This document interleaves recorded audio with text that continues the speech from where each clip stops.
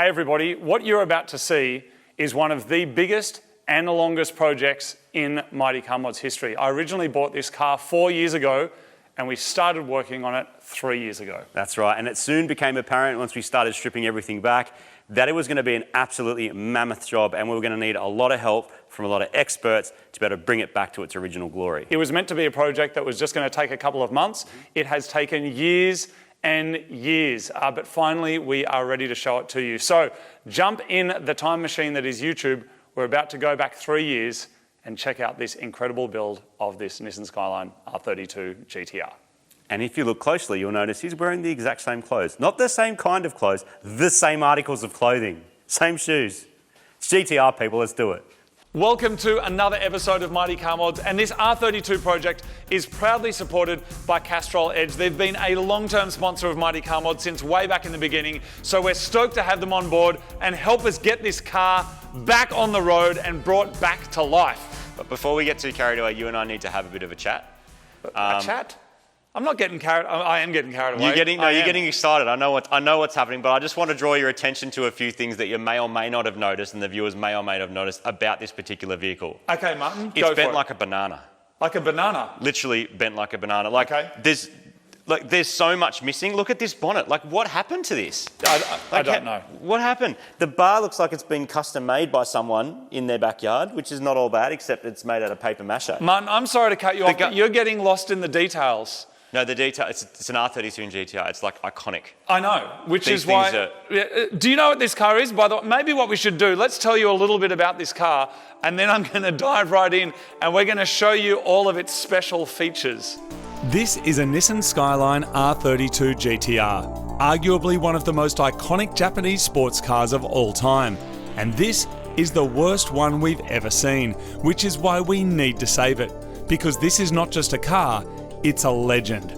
Castrol's involvement in motorsports goes way back to land speed racing more than 100 years ago, but their heritage with the R32 GTR goes all the way back to 1990, when a Castrol-sponsored Group A Godzilla won in Macau.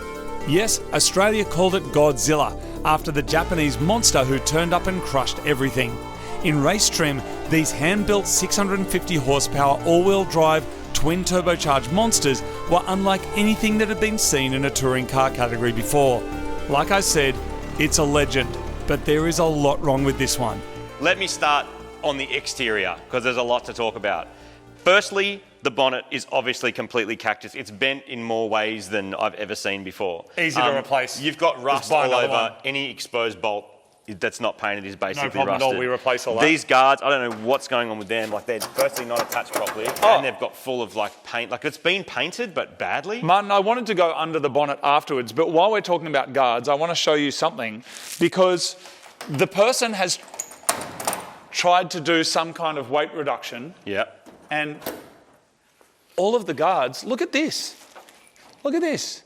Is that weight reduction? I think so. Someone pulled the guards off. Because apparently these are like special lights. Anyway, we're going to get more under there soon to show you what's going on. But look, there's holes this way as well. Yeah. It's a mystery, Martin. It seems like your roof has been more or less saved, which is probably the best thing I've seen so far. No one's danced on the roof yet. All your exterior rubbers are cracked. Like, this has spent a lot of time of its life outside. Apparently those rubbers are only $800 each. My absolute favourite one, though, on the outside is the back. So the boot doesn't stay shut, and this obviously doesn't work because the lock mechanism's gone. But it does have lock mechanism. Look, dude. This is my favourite bit. Not only is it like a screen door latch. Yes, it is.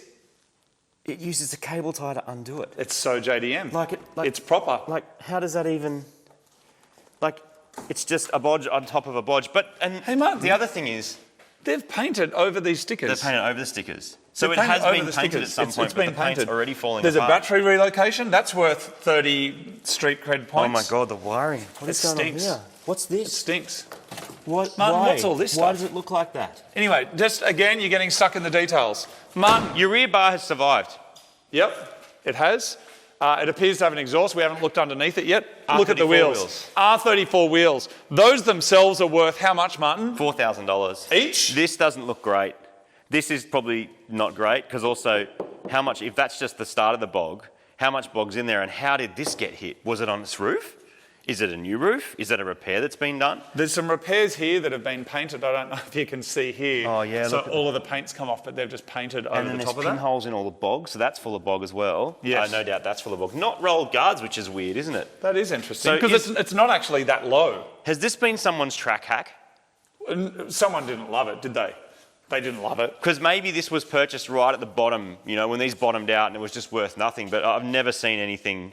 Like, what's the grade on this? Is this like negative R? Oh, it's as bad as it goes. The front bar here, Martin, is actually kind of homemade, and that is all expanding foam behind there. Oh, great. So that's kind of some sort of bog. Fantastic. Now, shall we go into the interior? No, let's go under here while we're here. So, RB26. Did you need that? I don't know what that was. Bonnet pin. RB26, twin turbo.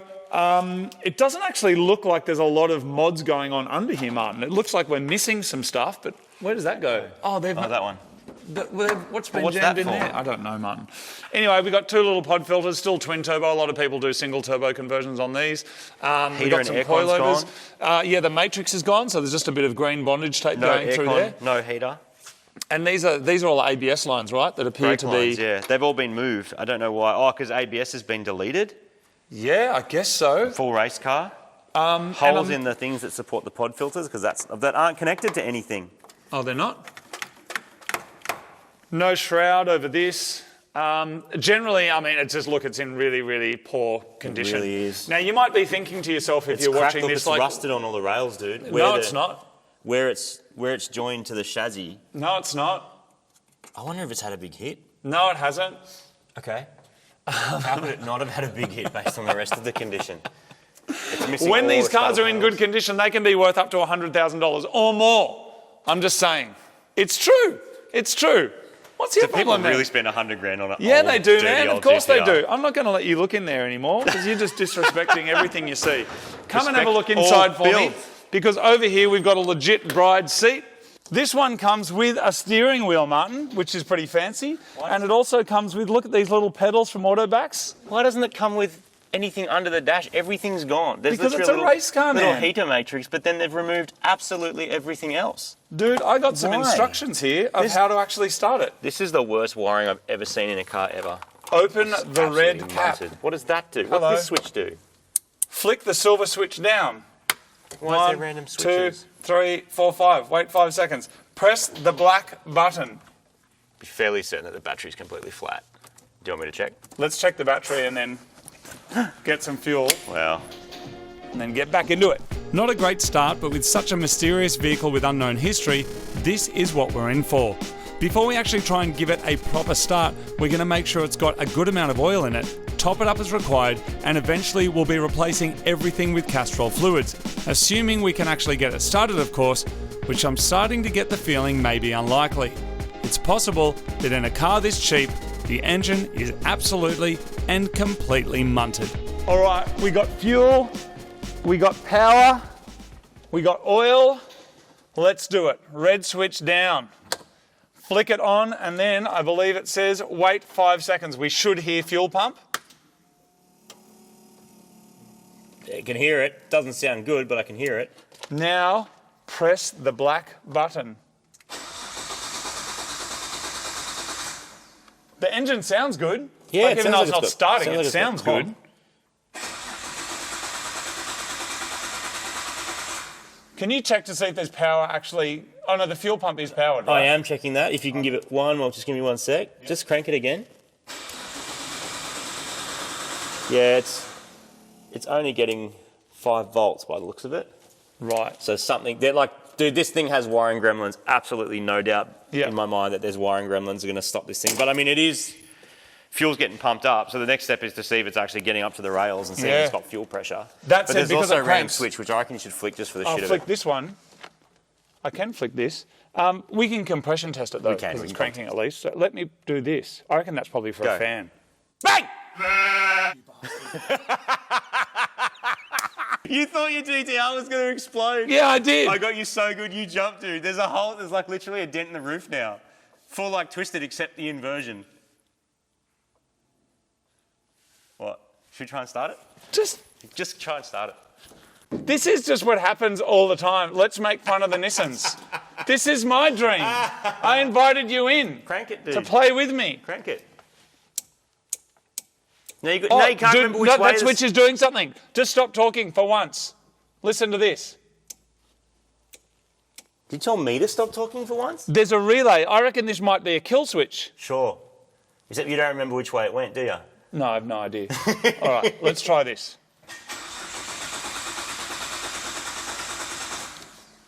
I can hear a relay clicking up the front when I click this.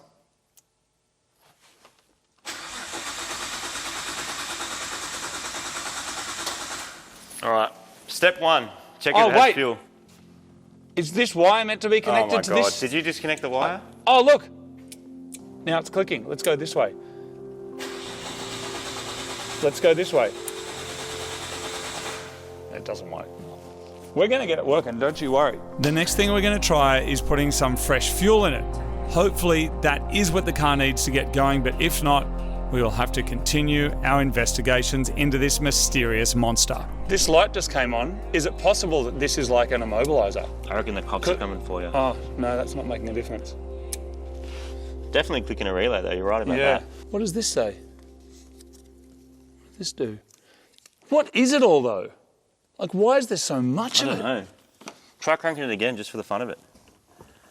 The fuel gauge doesn't work.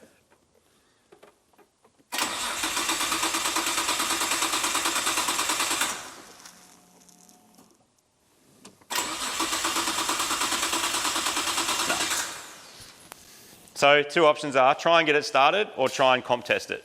I reckon we comp test it just to see if what we bought is like actually flogged or not. Yeah, I think so. And then we test it for spark and fuel, and then that's kind of all there is to know. And then like let's get some people who know about this stuff to actually come and have a look at it. That's us, isn't it? Yeah, let's you and me work it out by ourselves. No, there are a couple of people that we know that like this is their thing. Of course. So we'll get some assistance. Let's comp test it. Compression checking the engine is a fairly simple, non-invasive way of giving us some insight into the potential condition of this engine. And so far, every single thing that we look at looks terrible. Rust. That broken? I don't know. That's supposed to be joined together. Maybe at some stage of its life.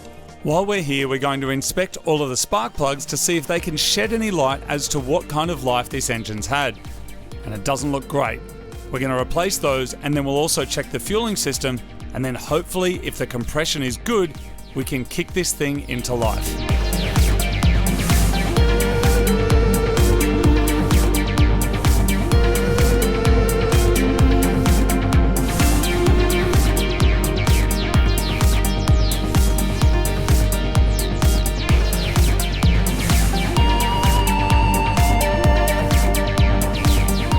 So the compression across the cylinders is actually pretty consistent, which is a good thing. So next up, these old spark plugs, there's a variety of different ones, they can go in the bin. A new set of plugs is installed, and then we've got our first responder to our GTR SOS call out. We need to find out if the body's actually straight and suitable for restoration. I've invited down Charlin from Hazarati because we did some work with him before on our BMW. It's really good to see you again. You too, mate. Thank you for coming down. I'm really good, and they do incredible work down there, as you may have seen in some of our other videos. So I just wanted to invite you down so you can have a look over this car. I know that it needs some work, but I'm just wondering if you can kind of run your professional eyes over it and try and happy to do let me know what I've purchased here. Bought? Okay. With the GTRs, there's a few issues with rust down in the quarter panels. They generally go around the windows and things like that. The guard looks a bit out of whack there. I've never seen anything that bad, to be quite honest. Yeah, so obviously it's had a lot of hits. I've bought a gadget called an alcometer that'll measure paint film gauge as well. I put in a request for our buying agent in Japan to buy us the cheapest GTR in the world. Okay. This is the cheapest GTR, R32. It was $14,000. Yeah, look, that's incredible. You don't even get a GDST for that kind of money. While this car was really cheap, that does come at a cost. It's fairly evident that this R32 has had a checkered past, including signs that point towards a history of accidents. So we need to run some measurements over the bay to see if it's actually straight. Otherwise, our project will dramatically increase in scope, complexity, and cost. Just by doing a quick measurement on that, the front end is square, basically. I'm shocked. Yeah. So you are as well, aren't you? Yeah, a little bit. It's mainly in your bolt-on panels that, not sitting well. Yeah. But generally when we even start a vehicle, if it's a restoration or anything like that, you start from the fixed panels, which will be your quarter panels, yep. and then you gap the vehicle up first, okay? That's what we normally do. Okay. So you line everything up so everything looks good, the measurements, everything like that, yeah. While Charlene doesn't have the time to restore our R32 for us, we do really appreciate that he's been able to come down to Super Garage and spend some of his valuable time pointing us in the right direction. Marty and I have never owned one of these cars before, so this is all new to us, and it's very hard to know what to look for if you don't have experience with this specific kind of car. But what I do know is that this is not weight saving that came from the factory. Why have they done this? Like, what is the purpose of, like, it's not going to do that's not anything, weight reduction, is it? No, definitely not. Not on something like this. I got no idea why they would have even done that. Unless you like Swiss cheese, I don't know. Just had a hit. The more we pull this car apart, the more it reveals, and it's just getting worse and worse. If this is how bad the top side of the car is, I'm really worried about what the underside will reveal. But now, it's time to throw it on the hoist and see exactly what it is that I've bought and how bad it really is. It's not bad. It's not bad. Do you reckon it's sat in someone's field or something? I think, yeah, it could be from salt they put on the roads and stuff like that. Or it's just water's corroded, leaked yeah. from the inside through the bottom of it, maybe? Yeah, it's got into the seams and everything like that. But not a game over, just not great. No, not yet, not yet. Cool. No, it's pretty salvageable. Yes. Yeah. Good to hear. I tell you what, for the money, it's a bargain. It's an absolute bargain, yeah. I mean, even if you wrecked or parted this car out, you'll double your money, easy. Yeah, okay. You know what I mean? Just as a wreck, but it's too good to wreck. Honestly, you got to look at what you paid, and you're paying minimum 60 to 80K for something reasonable. So you've got a pretty good car. A pretty good car is a polite way of saying an absolute nugget, but with potential.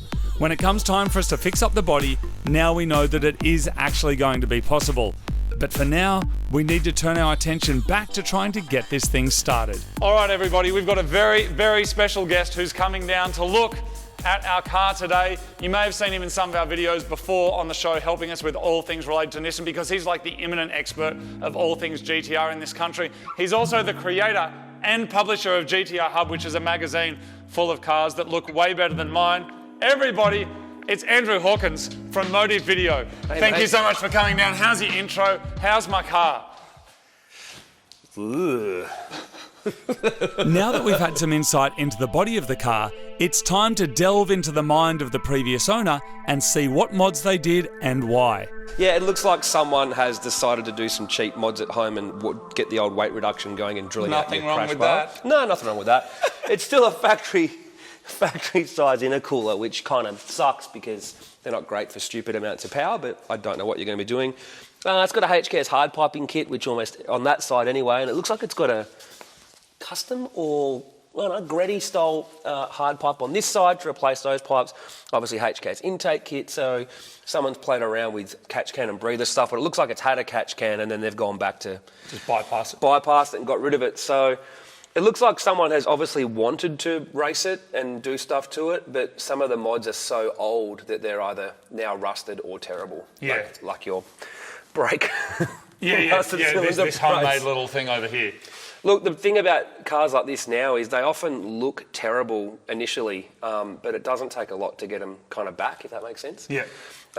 Someone's removed the ABS, probably to go circuit racing with, or because it broke, but instead of using a nice, neat ABS delete kit, they've just kind of, well, I guess done it the bodgy way. But not every Japanese car was done by a top tuning shop. Just like Australia, there's home backyard mechanics and terrible workshops over there as well. Well, one of the things that I am going to do, I am going to leave it twin turbos.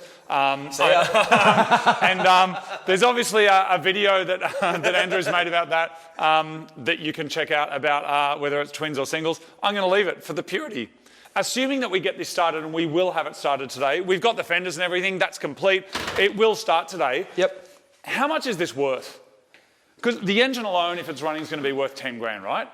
Oh, a running engine that is almost unknown condition I've seen sell for 8 to 10 grand. Okay. So what are we looking at here in terms of value? Do you have the guards and headlights and everything? What have you got? Everything, yeah. We just took it off to have a look. We have guards, we have everything. Okay. It's complete. In Australia right now, the people would still pay 35, 40 grand for it. Crazy when you think about it. I've seen rollers in good nick sell for 30 with no engine or box. Okay, so right now it's worth 14 grand. As soon as we turn the key and it starts, we're worth 40. Maybe more. We've had it checked and measured everything up. It's square. It's actually square. Well, once you get rid of the rust and paint it and put an interior back in it, which, you know, it's a GTR, it won't be the cheapest job in the world. Yeah. I believe you could probably have, if the engine's not broken, like as in it just is something around it making it not run, I reckon if you got this car running again and it owed you 40, you could sell it for 80 to 90. Wow. You could literally double your money. While our goal with this car is not a financial one or a fix and flip, it's good to know that there's value in putting time and money into saving this beautiful car.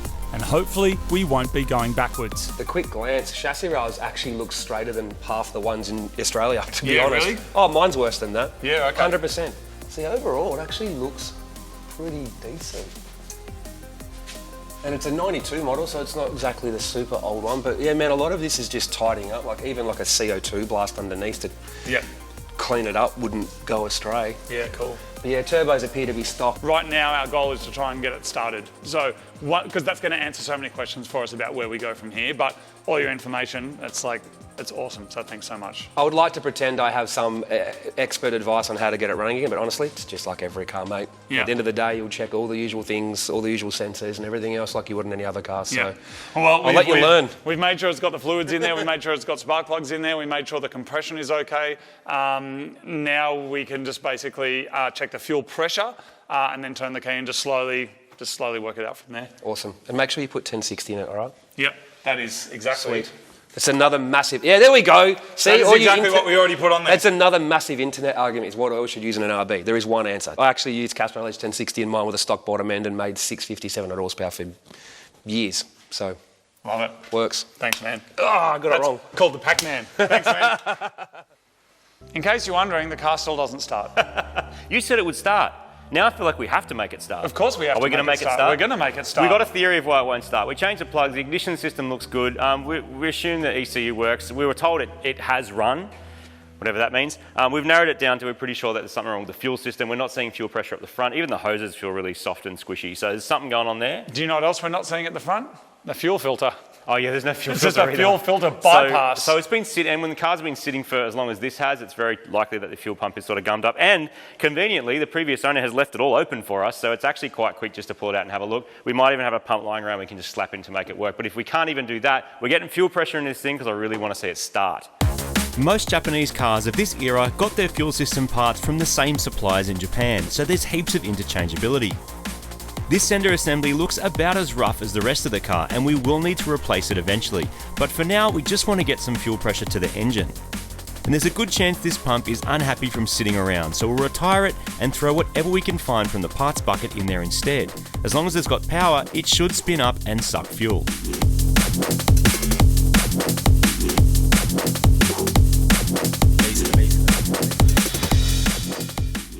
The fuel pump has been replaced with a new one. They're physically smaller than the original pumps, but they flow way more fuel, which is awesome. The next problem is that we're getting fuel cycling through. We're not getting any pressure, which probably means the fuel pressure regulator is not happy, or there's some other problem with our fuel system. There's other stuff missing, like there's no fuel filter. So there's other work that needs to be done. I just so happen to have a Nismo adjustable fuel pressure regulator, which will fit this car. So I'm going to throw it on I've got it in my hand, so it's 2 screws, put it on, and we can check on our gauge, which I've plumbed in here as well, just to see what's going on, which will be a big help. Just in case the original regulator isn't working properly, we'll throw on this new one. Adjustability is a bonus and makes it easier, but it's not a specific requirement. The ECU is expecting a certain fuel pressure to run properly, but it doesn't get any feedback to confirm it, so we'll need to dial this in manually to around 40 psi. All right, here we go, people.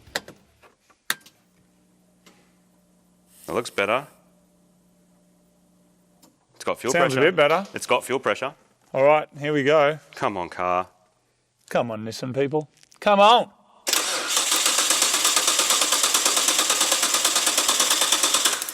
Why?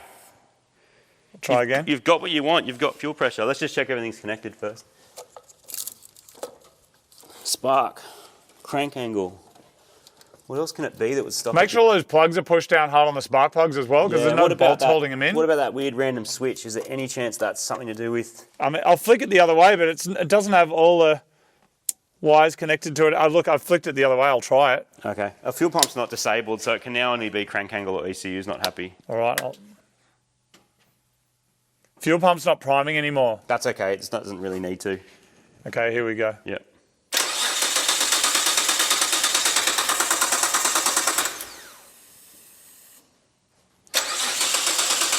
Hold there for a sec. Just want to adjust something slightly. I don't think it's the reason, but I'm still going to try it. And more cranking, please.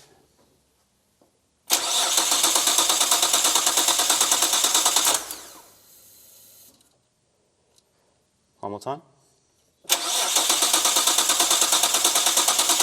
Yeah, stop. All right. It's not that. And we have fuel pressure. We definitely have fuel pressure now. So now it's going to be something electronic, I'd say.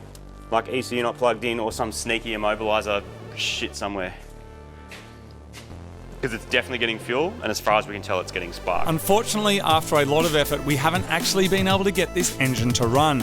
But because we're planning on rebuilding it completely anyway, we may as well just take it out and then we can easily rip it to shreds to see what's wrong with it. Now, I've imported a bunch of cars from Japan over the years, and I've mostly been pleasantly surprised by what's arrived. But this car, so far, has been the opposite. And the reason for that is simple. I probably needed to lower my expectations a little bit, because when you request the cheapest GTR in the world, you get the cheapest GTR in the world. Everybody, this is our mate Sam. You might have seen him in the background of some of our videos. Sometimes he's helping us out with different stuff. He knows about GTRs. We don't. Sam, can we show you what we've bought here? 100%. Run your eyeballs over. Just have a look at the front bar. Have a look in the engine bay. Have a look at the interior. And just give us your honest opinion and appraisal of what it is that we're seeing here. Well, I don't know. It's seen better days, yeah, but hey, it's still a GTR. How much do you reckon this was? You can take a guess. Shipped? Yeah, here landed in Australia, ready to go. Oh, in its current state, I'd probably say maybe 20, 30 grand maybe. Great, we're in at 14 grand so far. Wow. 14 grand. Ripper. So the plan is basically to give it a birthday, a complete makeover. So we've got interior, Marty and I've got some turbos for it. We're going to give this a birthday, but we just need to get this out. I had a look on the internet. Some people takes 10 hours to get them out. Other people reckon you can get them out in 1.5 hours. How long will it actually take us just to drop this out the most efficient way? Oh, mate, dropping it out be the quickest, easiest. So probably say maybe hour and a half. Yep, say okay. 2 with any hiccups. Okay, cool. Is there any considerations or anything we need to be aware of? No, not really. Just exhaust off, wiring harness off, and then just drop it straight out. Great. A wiring harness. Well, there you go. Yes. There you go. Hour and 15 then. Great. The exhaust is off already. Do I need to get rid of the radiator just to drain that, unplug this so we've got room to get it out? Or? Yeah, we'll drop all the fluids and everything, gearbox oil, engine oil, coolant, power steering. I'll probably take that, drain all that out and then just drop it straight out. Great. All right, let's cue the music, people. Let's get this engine going. Now, while I did buy this car completely sight unseen off the internet, which is something that I do all of the time, I didn't know anything about this car until it arrived. But we've since managed to find out a little bit more about it from historical auction records from Japan. So it's had numerous attempts at being sold, and it seems like I'm the only one crazy enough to actually buy it. In fact, in 2018 and 2019, before I'd purchased it, it passed in and didn't even sell at 650,000 yen. Now that is only $7,000 Australian or $4,500 USD. Now in 2020, someone resprayed it, which is why the rear stickers had been painted over, and it had plates on it, so someone actually managed to get registration, and the auction report basically shows that every single panel is either damaged or has been replaced. It makes sense that no one bought it, even at $4,500, but I'm glad that it's now getting the attention it deserves to get this old girl back on the road. This car is so much worse than I'd imagined. I knew it was going to be bad. When you buy the cheapest of anything off the internet, you know it's going to be nasty. Cheap for a reason. But this here is just, there's mismatched stuff, it's leaking, it's rusty. Yep. It's terrible. But what I will say It is nearly out, and with the help of Sam, it's been about an hour, 45 minutes, Yep. all up to this point. Yep. And now we're going to try and drop it. We think everything is disconnected. Yep. So we're going to put a pallet underneath, then we're going to lift the car up, and hopefully this all just goes gadonk. Hopefully.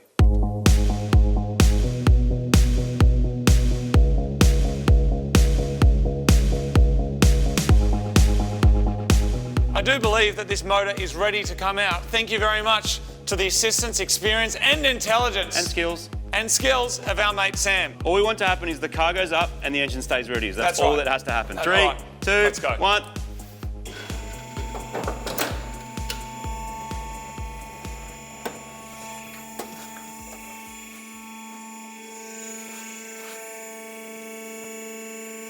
Sick. That's so good. So in summary, we have an interior that is completely missing, a body that is thrashed but not crashed. That's what you There's want. holes everywhere, it's missing.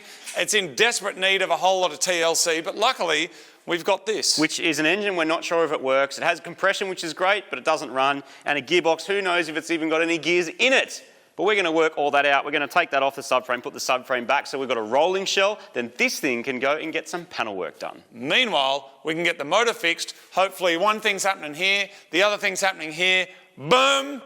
Nissan goodness. Let's get to it. We're planning on completely rebuilding this entire engine right here in Super Garage. But before we do that, we need to know what's wrong with it, which parts we can reuse, and which parts we need to buy. Of course, we could buy a fully built RB engine locally, but I want to try and use as many of the parts that came with the car as I can. So we're heading to Darton, a high-performance engine and fabrication shop in Sydney, who have kindly agreed to help us tear the engine down to try and diagnose what's wrong with it before we take all the parts back in a big box to Super Garage, ready to be rebuilt into the monster that it deserves to be. So we are down here at Darton Racing. This is Anthony. Thank you so much for having us down, by the way. No dramas. What we are looking at here is the engine from our R32. Typical dirty old RB, really. It's a bit oily, which is, they're all sort of like that. Doesn't look like anything out of the ordinary, really. It's got a good set of dump pipes on it. Everything else looks pretty factory injectors. Yeah. So probably good base to start with, really. So we are yet to have this actually running. How do we actually make sure that it's not complete garbage? First things first, comp test. If the comp test is okay, you can do a leak down if we really want to, but most of the time, if the comp test is okay, they're fine. Yeah. Cut the oil filter open. Make sure it's not full of bearing. Yeah, okay. That's a big thing. So they chew bearings or they bust oil pumps. Oil control is horrible. First thing, comp test, cut the oil filter open. Let's start there and see what we're dealing with. Let's do it. The engine might be old and leaky, but genuine original RB26s are getting more valuable by the day. So we want to try and retain as much of this chunk of 90s Japanese metal as we can. A comp test will give us a baseline of how well the rings and valves are sealing in the combustion chamber. And yes, slapping a new set of gaskets and sending it is absolutely a viable option if the compression tests are good. But we want to push this to the next level, so we're going to do a little bit more digging. We've tested 5 of the 6 cylinders so far. We're all sitting around 180, which is a really, really healthy result. We're testing the last one now. If this one here also gets some decent pressure, we're actually in a perfect spot to actually get started on the engine build. It's make or break now, basically, what comes up on here. So yeah, let's give it a go, give it a hit.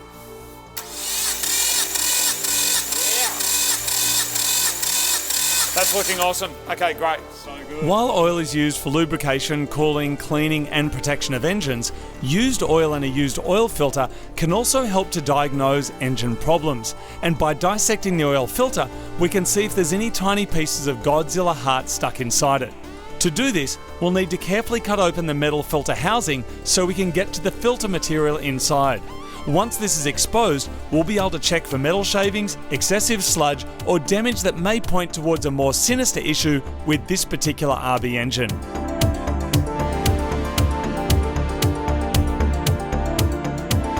And the good news is that it's looking all clear. Now, the easiest way of keeping your car running properly is to check and change your oil regularly. And from this point onwards, the only oil that's going to get anywhere near this engine is the same oil that we run in all of our cars, Castrol Edge, a fully synthetic advanced performance oil. So Anthony, a few surprises so far. Yeah. Carbon clutch. Twin plate. What's the deal with this? A twin plate carbon clutch? Well, yeah. Someone spent some money on it at some point. I think we addressed the the big problems with these: oil control, oil pump, and just preventative maintenance. Do rocker covers off, sump off, start looking at stuff. We'll obviously let you guys go nuts with that. Yeah. And we'll catch up with you soon. Yeah, no dramas. I've never seen anything like this before. That's crazy. There's all that power going through that little plate. 2 of them and that's it. Wow. Super light. These guys have seen the inside of more RBs than we've seen marketplace listings for Daihatsus. So the next thing to do is to start pulling the engine apart to see if there's anything catastrophically wrong with it mechanically, or if there's any further evidence as to why we couldn't make it run.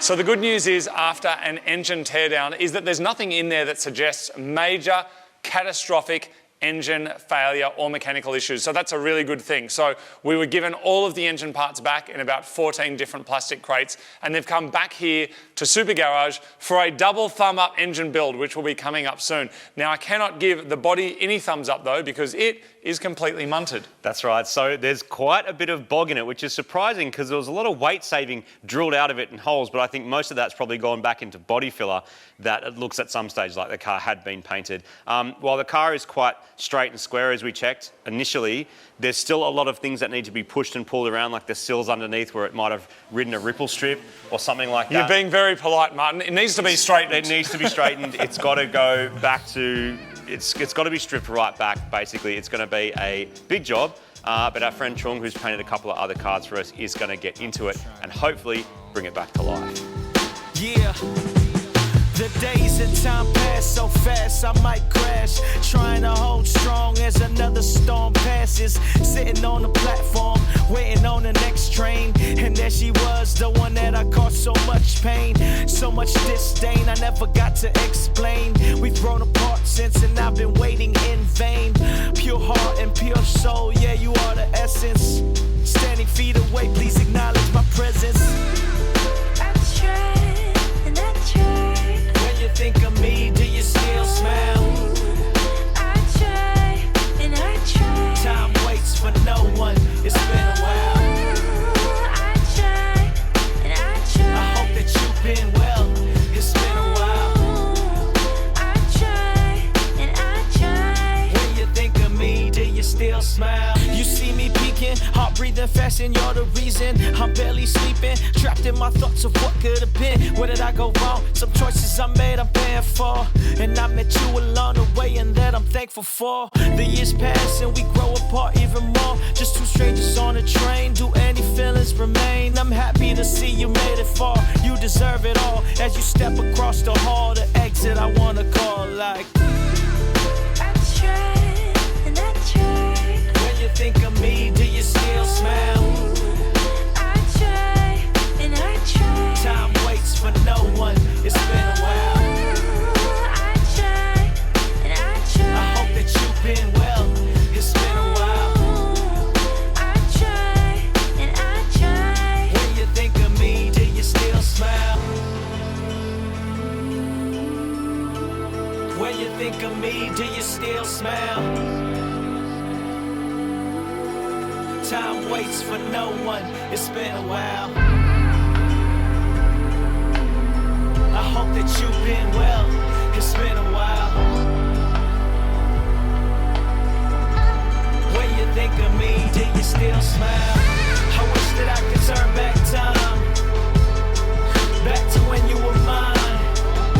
Although we're not destined to be, inside my heart you'll always be. When you think of me, do you still smile? Time waits for no one. It's been a while. It's been a while.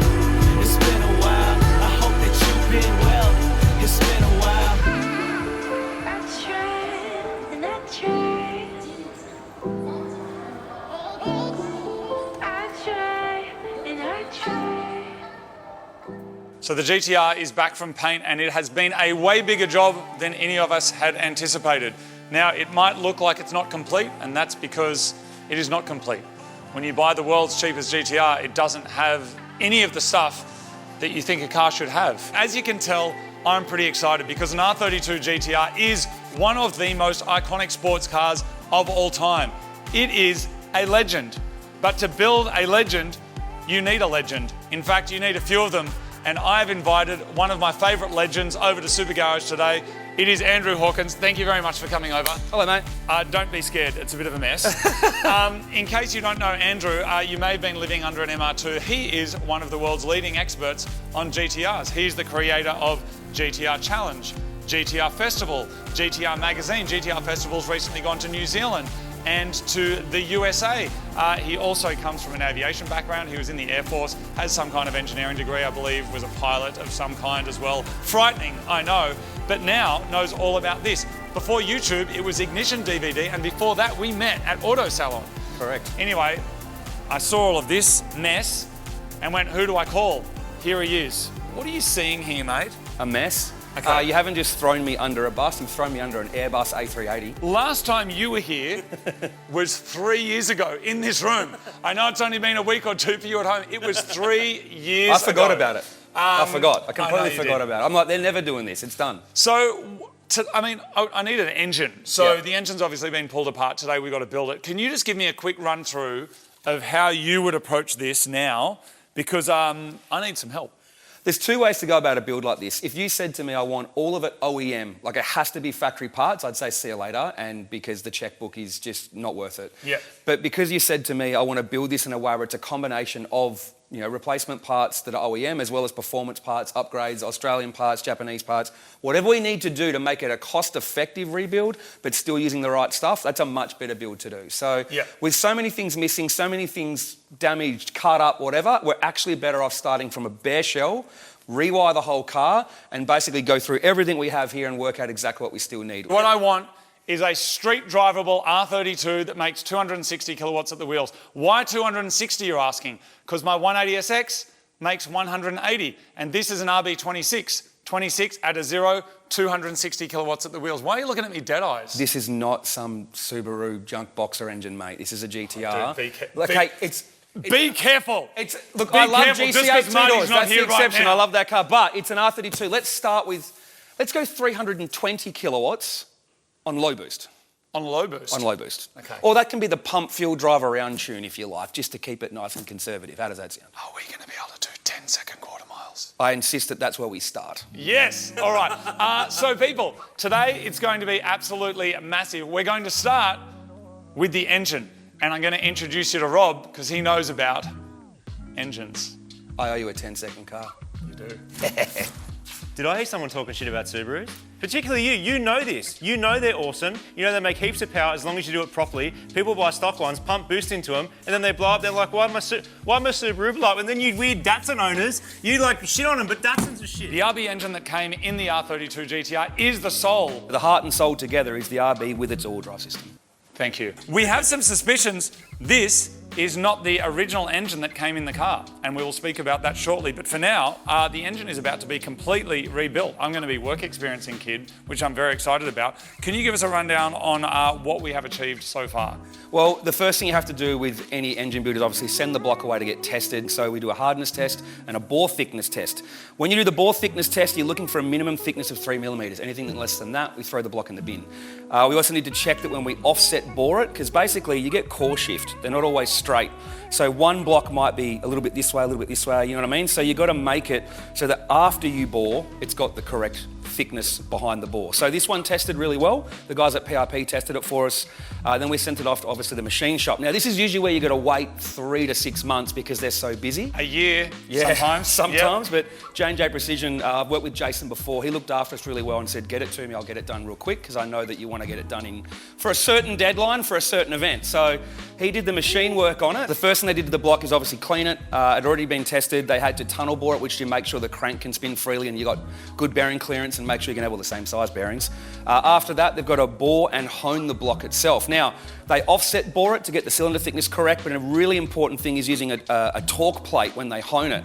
Now what happens is when you put the head on and you put aftermarket head studs in and do them nice and tight, it actually can distort the bore out of round. Yep. So you bore it with that torque plate on so that when it's all together, they are perfectly round. So you do find sometimes that if you pull the torque plate off after you've bored it, these won't actually be perfectly round right now. Yeah. But when we put the head on, perfectly round. And then the last thing is they have to deck it because you need a perfectly smooth finish when you're using a crush ring style head gasket. Okay, so that is the block. Now let's have a chat about what's going to go inside it to make it go kablamo. But let's start with this. So we've used a stock crankshaft. These things are pretty tough. People have made over 1,000 with them, so it's not an issue.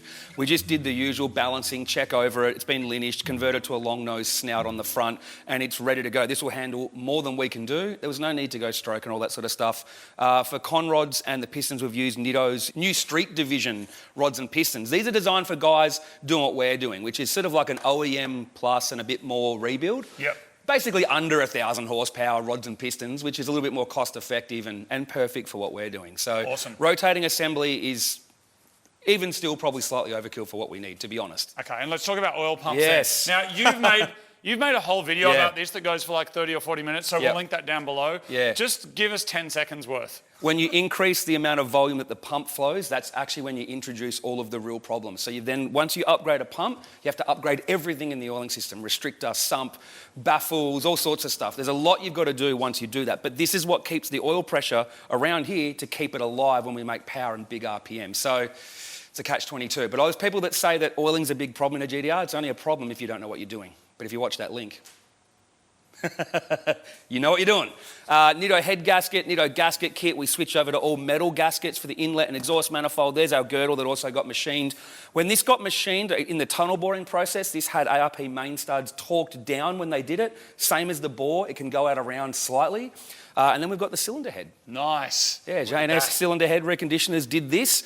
They said the head was actually in great condition. These aren't new valves, it's just all cleaned up. We put new springs from Kelford in because you do get valve float with standard springs once you go past about 26, 27 pounder boost. Yep. We've also got a Kelford drop-in camshaft that we made an extra 60 horsepower with on a car with smaller turbos than we have. So they're a very, very good upgrade. Tickling the soul of this beautiful machine and putting together the Lego that is the engine is Rob. Thank you very much for coming down. No worries, so mate. Rob is an engine builder. He's been working on RBs for over 20 years, also a pro drifter, and has held some world records in terms of his RB creations. How much power have you made out of one of these? Over 2,500 horsepower. We're talking like up near 2,000 kilowatts. Thank you so much for coming down to help No problem. us out. How long does it take to build an engine, approximately, just so I can get my head around that? When we get it back from the machine shop, it's a 2-day process for a 2.6 litre. So 2 days, or with me helping you, 3 days. All right, can you run us through what the process is? All I know from building engines is they're constantly looking at a book, Yeah. looking at numbers, Yeah. and constantly measuring things, and just doing this for a couple of days straight. Can you run me through how that's going to go down? That's the part that hurts your head Yeah. about building engines. But now that the Welsh plugs are all done and the blocks degreased and all painted and looking nice, we're moving on to measuring the crank and getting the correct bearings for the conrods and the mains as well, just so we don't have to order too many sets of bearings. And then we'll move on to the rings, get all the ring gaps done, and then just start assembling the pistons to the rods and start dummy assembling it to make sure everything's working the way it should. So hopefully this time tomorrow we'll be final assembling it. Amazing. Yeah. Awesome. Well, thank you again so much for No coming problem. down. I'm ready to learn. Let's go. I'm ready to accept the wisdom. All Let's right, go. let's do it. Engine building really is a craft in itself, and it's something that worries me when it comes to the automotive expression or lack of with electric cars. Sadly, I think eventually there will be a whole generation of people that have never learned how to hold tools or repair anything because it'll be easier and cheaper to just throw it away and replace it with a new one. Building engines really is becoming a dying art. Of course, there will still be people doing repairs on engines and people repairing EVs, but I get the feeling that we really are near the end of an era with petrol engines, and there's something about the physicality of these components that I feel lucky to be part of.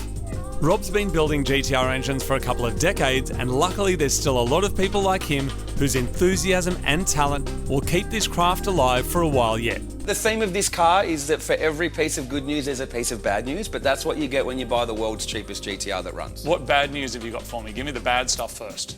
Do you want a piece of good first? No. The good is it's straight. It was straightened.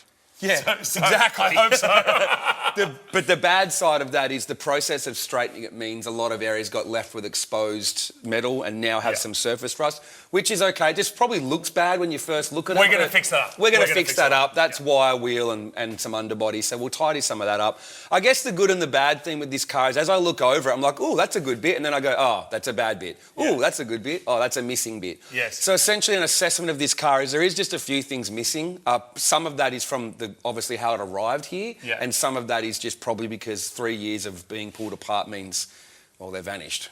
So I've been putting a list together of what we need, but overall things like bearings are in good condition. A lot of the arms and stuff are actually in pretty good nick, so we don't need to replace all of them.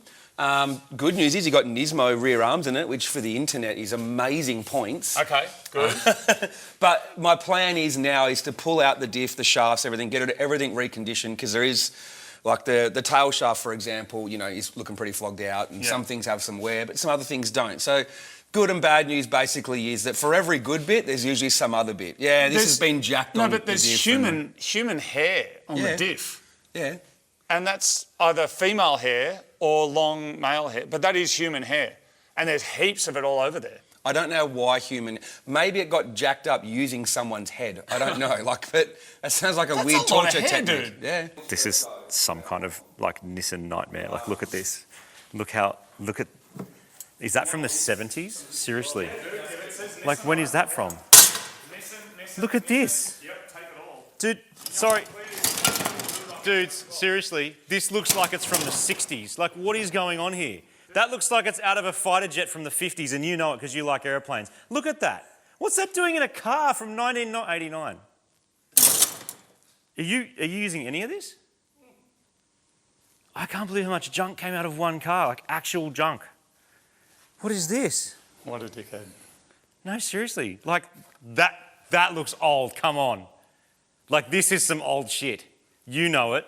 This versus that. Oh, no, none of that shit. Wherever you want. No, none of that shit. Look at him. Bro, it's Fast and Furious. Come on, let's go. Cars, Western Sydney, we battle. All right? For slips. Hello? Oh, sorry. Just talking to my Subaru mates. Oh, no, it's Nissan Dirty Datsuns. Bye. Make no mistake about it, as much as you may be in love with the R32 GTR dream, the fact is that they are old and mostly made out of Datsun junk, basically the same parts bin as a Nissan Exa. The problem is that this old Datsun junk is rare, and compound that with the extreme levels of GTR tax, and the result is that replacing even the smallest part is going to be extremely expensive, and that's assuming we can find them at all. We'll be scrounging second-hand sites like Yahoo Auctions in Japan, or if we're really lucky, find some fellow local GTR enthusiasts that have hoarded enough GTR parts over the years that they might be willing to let go. This is Andrew Hannison from Legendary Garage. Thanks for having me. Thank you for coming down. Now, he does bespoke restorations of cars Very, very high quality stuff. And GTRs are his specialty. So he's come down here to have a look at what we've got, or more importantly, what we don't have. Run me through what you're seeing or what you're not seeing here. We've laid out the car, by the way, front to back, so we can get an idea of what might be missing. All right, Andrew, over to you. Okay, so we're missing a steering wheel, we're missing an ashtray, we're missing the carpet, door handles. Dash probably needs replacement. Right? Yeah. Have some front seats. There's no headlining either? No headlining? No headlining, no reparcel shelf. The good thing is you've got back seats, we've got these beautiful confettis. Yeah. And yeah, we've got a bunch of front interior parts that we'll be putting together. Yeah, so, I mean, we are missing heaps of stuff. Do you have any of that stuff or access to any of that stuff? I've got it all. Really? Yeah. We're just going to write a detailed list of everything we don't have. You check your special rabbit hole of GTR parts. Yeah, absolutely. Add that to this and then slowly start building it like a Lego kit with no instructions and not all the pieces. Sounds good. Okay, great. I will admit at this point that I have bitten off way more than I can chew with this project. This is not a add a lip and a stage one tune kind of build. It's a combination of barn find, engine rebuild, supercar restoration, and Indiana Jones part hunting from all over the world, with all of those things happening all at once. It is really important to me that this car is saved because it looked like it was truly destined to rot away in a Japanese bin. But if you've seen videos on YouTube about doing this kind of thing and you're inspired to do it yourself, try not to choose a car that has limited availability of parts available in your own country. You'd think I'd learned my lesson with the Up GTI project, where almost everything I didn't have had to come from Volkswagen in Germany, but at least it was a reasonably modern car. This is not, and I do have some concerns about how long it's going to take and how much it's going to cost to get all of the pieces that I don't have. But as far as the engine is concerned, that is something that I'm feeling very confident about, because Rob is an absolute boss. And it's time for me to become the engine building apprentice. We are at a very exciting part of this build because we are about to start assembling the pistons so they can be installed in the block. Have you got some tips for me before I kick off? Yeah, there's always tips, isn't there? I think I'm ready. A few tricks, yeah. Put the tip in, let's go. All right, so what we're going to do, like obviously the bearing clearances and all that, it's done, all the rings are already done and chamfered and stuff like that. First thing I want to show you, this is probably one that you've seen all over the place flying around, is circlips. Now what you do, one on each end like that, one finger on each end, sort of push that into the hole, flick it around. No way. Done. So instead of trying to put that in with a screwdriver and losing it and bending it, because if you do bend the circlip, you have to replace it, you're not going to reuse it. So now that's done. A little bit of assembly lube in both of them. Yep. Doesn't need much in there, just a little bit just to keep it lubricated. And same thing for the gudgeon pin bush. So a lot of the time and the effort actually is in measuring and putting all the notes, which is in the very special book called GTR Notes. This is kind of the fun bit, but this is hours of work, which is the result of decades of experience, right? Yep. The secret recipes. Yeah, I guess you could call it that. It's a recipe book at the end of the day. Yeah. Okay. All right. All right, so now we've got that. Now with this, we always line up our oil squirter cutout, which is the relief on the piston, is on the intake side of the block. I like to line them up with the tang on the rod side. So we line that up with the tang, which is that way there. Throw this in like that. You don't want to have the opening on either side of that tab. That tab's there to disassemble the rod and piston when you need to strip it. Yep. I like to have the tail overhanging that there, so one, it allows you to strip it, and two, it's not going to force the wire out if it ever does start to put load on the wire or anything like that. So obviously we know everything's clearance and works. Some wires don't go straight in. You like to put a bit of force like that. Yep. Then you just flick it.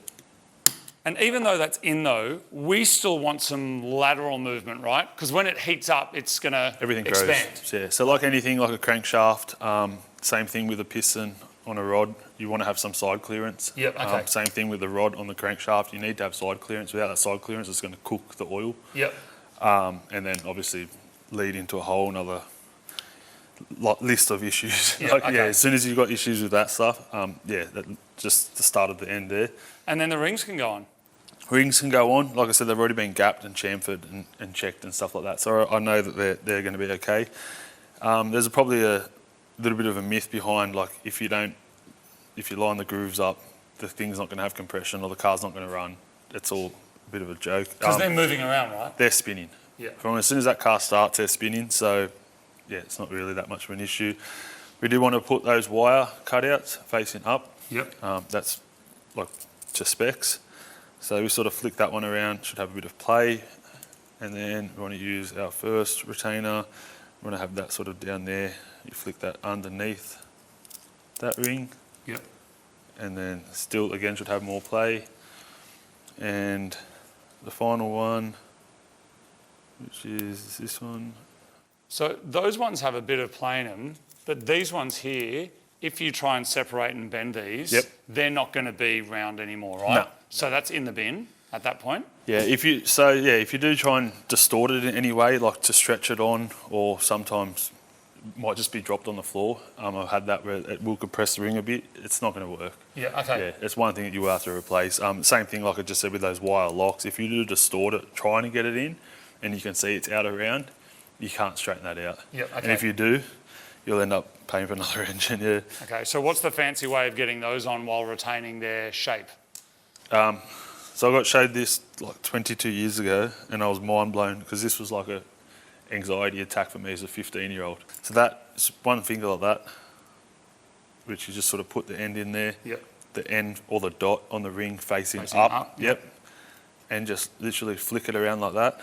Follow the piston line, and then just flick the tail in. Make sure it's got some play. Yeah, nice. That's it. There's no force required there. That is the ring that you will damage if you're going to damage any of them. It's the second ring. This one's a little bit more forgiving as it's still like stainless top ring. Same thing, end facing up. Obviously we're going opposite for the YouTubers that way, and then literally you can do it like. Great. And same thing, should have play. The gudgeon pin should always move up and down in between the two wire locks. That's it, that's one pot. When was the last time you asked somebody to help you learn something? How to repair a table, cook a dish, service a bike, or change a tap? I don't know what it is or if it's something specific to Australian culture, but people just don't ask for help. They want to learn, but there's this barrier that stops them, and I can't work out what it is. But the times that I've asked someone, can you show me how to do that, have been some of the most valuable and memorable times that I've ever had in my whole life. From asking my grandfather how to use chisels, or my mates how to build a fence or do concreting. Next time you see someone doing something and you think, I'd like to learn how to do that, just ask if you can help them, and you might be surprised that most of the time they'll be stoked that someone's shown an interest, and they'll be more than happy to share some of their wisdom with you. All right, Rob, I know you've done 2 for my one, but can you check it over before it goes in my engine? All right, we got the ends, yep, your circlips, your side clearance, and tang to the cutout. Good work, bro. Good? Oh, thanks, mate. Good on ya. All right, it's time to continue putting the rest of this engine together. Too afraid to lose, trying to hold on to something that we'll never know. Anytime like these, we can't afford to fall. I'm on my knees, looking up at the wall. Need protection, protection, protection.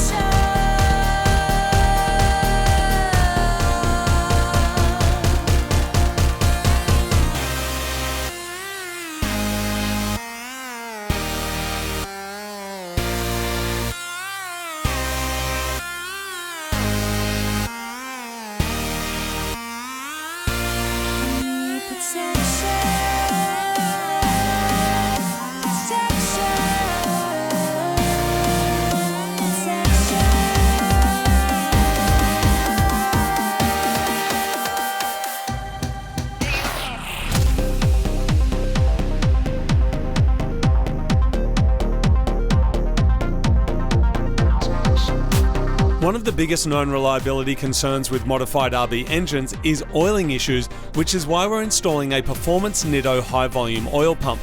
The last thing we want is engine damage, which is why this upgrade is critical, along with running our engine exclusively on Castrol Edge 10W60, who are also the sponsors of this GTR series. While the engine is continuing to be built in the background, now we can move on to one of the next big jobs, and that is suspension. We got Chris here from Shockworks. Good to see you again. Thank you very much for coming down. You have made me some custom coilovers, so thank you very much. Can you tell me a little bit about what you've made here and what you know about these nuggets? My favourite type of tune, it's a hill spec tune, so this is what we really specialise in. I also own a 32. Oh, so do you? with that, I've developed this product more than most of them, just because I've driven them for so many years. Yep.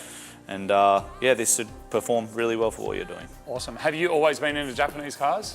Yeah, my parents were. Yeah, my mother had an S13 growing up. My father had an R34. Oh, that that's was cool. kind of they were my L plate cars growing up. So My mum had a VL Commodore and my dad had an NA MX-5. I reckon both of your parents' cars would have beaten my parents' cars. All right, so we've got our custom coilovers there going in. Now, GK Tech has also sent us a whole bunch of stuff. The R32 chassis, from what I understand, really benefits from adding a level of adjustability to it. Absolutely. So can we just quickly run through each of these components as well? For sure. So we have a lower control arm here first. We've just got lower adjustment. So one thing that if you have big wheels on your car, pulling in or pushing out camber can affect your wheel travel. By having adjustable uppers and lowers, you can maintain the right amount of camber while keeping the wheel fitment where you want to be. And speaking of which, our wheels are arriving today.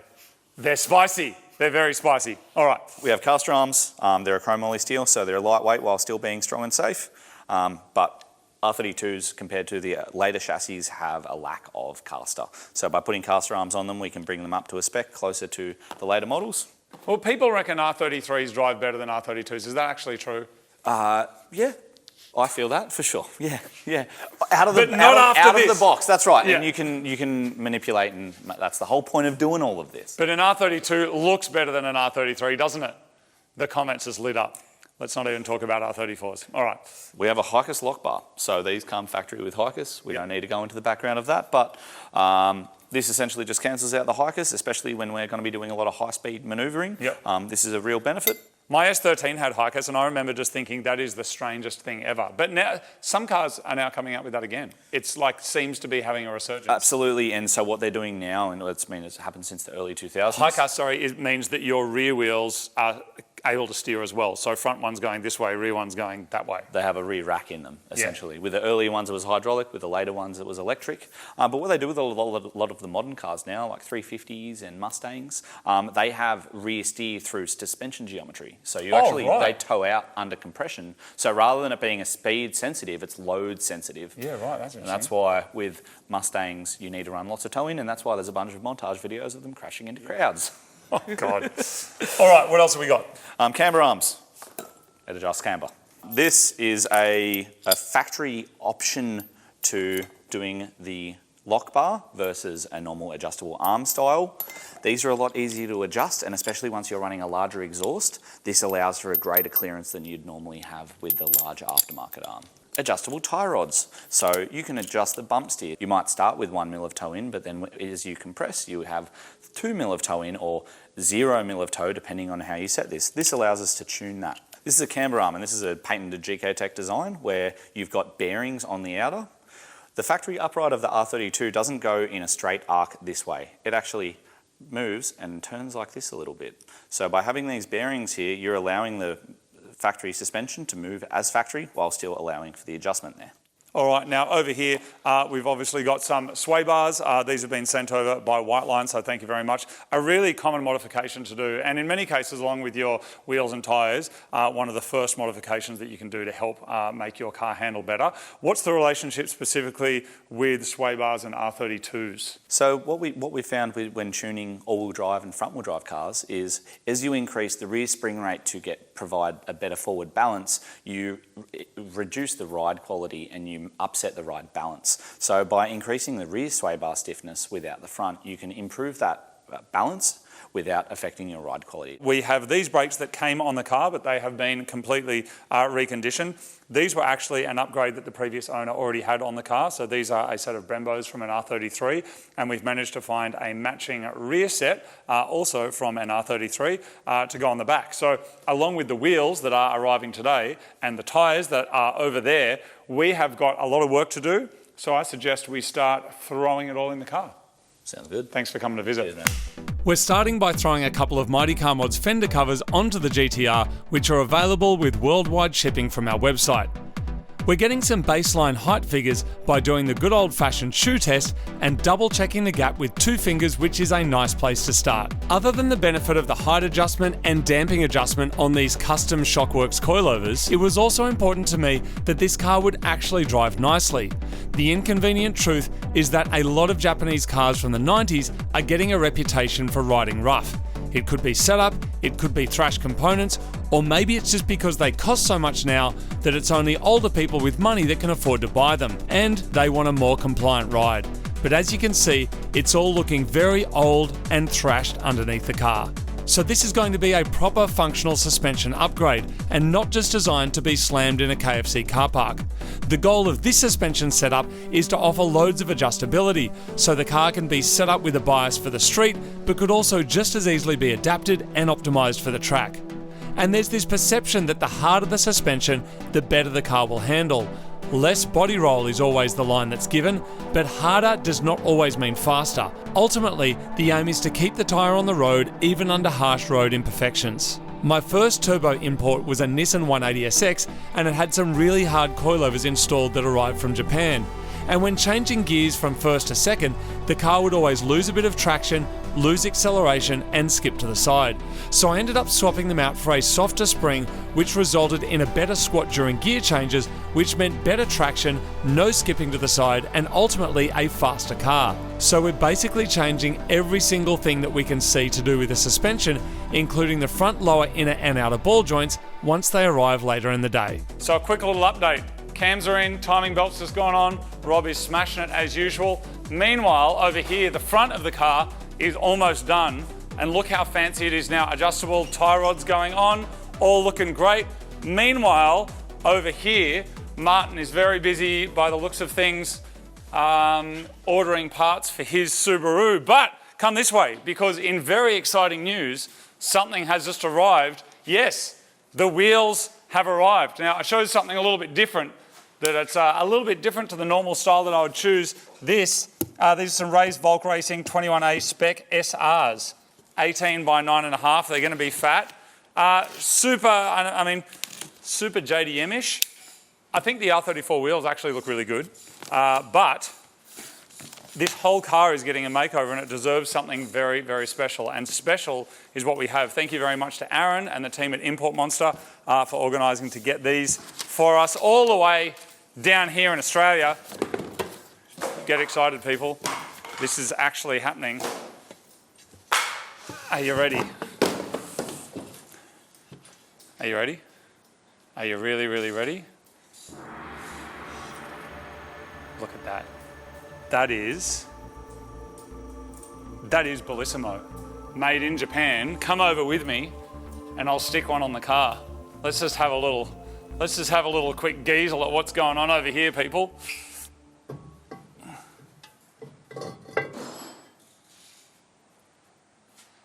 That does look amazing. That looks excellent. And what are we wrapping with them? Well, I'm going to take that off just in case it... Hello, Martin. Can you hold that, Martin? Thank you very much. All right, then, over here, all the way the other end of Super Garage, is what we are wrapping them in. Look at this fatness over here. So here we have a set of Michelin Pilot Sport Cup 2s. You'd be hard pressed to find supercars, hypercars that don't come with these. This is a road legal but track focused tyre, and it's going to make sure that our Mad R32 gets all the grip that it needs, because this thing is going to be making a lot of power. I don't know what Martin's buying over there for his car, but yes, Nissans will defeat all Subarus. So that's a bit of an update, and it's getting exciting. I'm starting to feel the tingles of an imminent car, and by imminent, there is so much work to do. But we're getting somewhere, which is great. We have this whole other table of stuff that has got to go into the car. So Haltech have sent over all of their stuff, including their Nexus ECU, plus we're doing a Haltech dash. Over here we've got our air conditioning stuff, which we need to make other things work. Brakes, which we spoke about recently, but now we also have our rotors and some pads that have been sent over by Dixel. Now over here, we've got our tail shaft, we've got our front shaft and our drive shafts. These are the ones that were on the car, but they were completely thrashed. So those ones have all been reconditioned. There's some other brake stuff and spare parts from GK Tech. Down here, white line, we've got our rear sway bar, front sway bar. We've got aftermarket exhaust manifold, sort of, OEM Plus. So this is an N1 exhaust manifold, and here's a fun fact. It's already ported further than the factory one. You can see the distance between the opening and then where you can see that the gasket would be. So when you've got like a larger Garrett bolt-on turbo, you would normally port this out, but the N1s have it already. A bunch of other little bits and pieces here. We've got our intake manifold, it's going to be ITB, so similar to what we did with the 240Z. Yep. And then over here, we have an engine. We have an engine that today is it going in the car today? Yeah, it's going in the car today. It's going in the car today. So there it is. That's all. Take a look at it. Have a look at what we have. And that's not even the interior. I know. That's not even all the interior stuff. The first thing we're doing today is overhauling the complete rear end of the car, starting with replacing the rear knuckles and replacing the high-gas ball joints and worn bushes with white line gear. These 4 ball joints were $900. Welcome to GTR Town. Please pay your tax on the way in.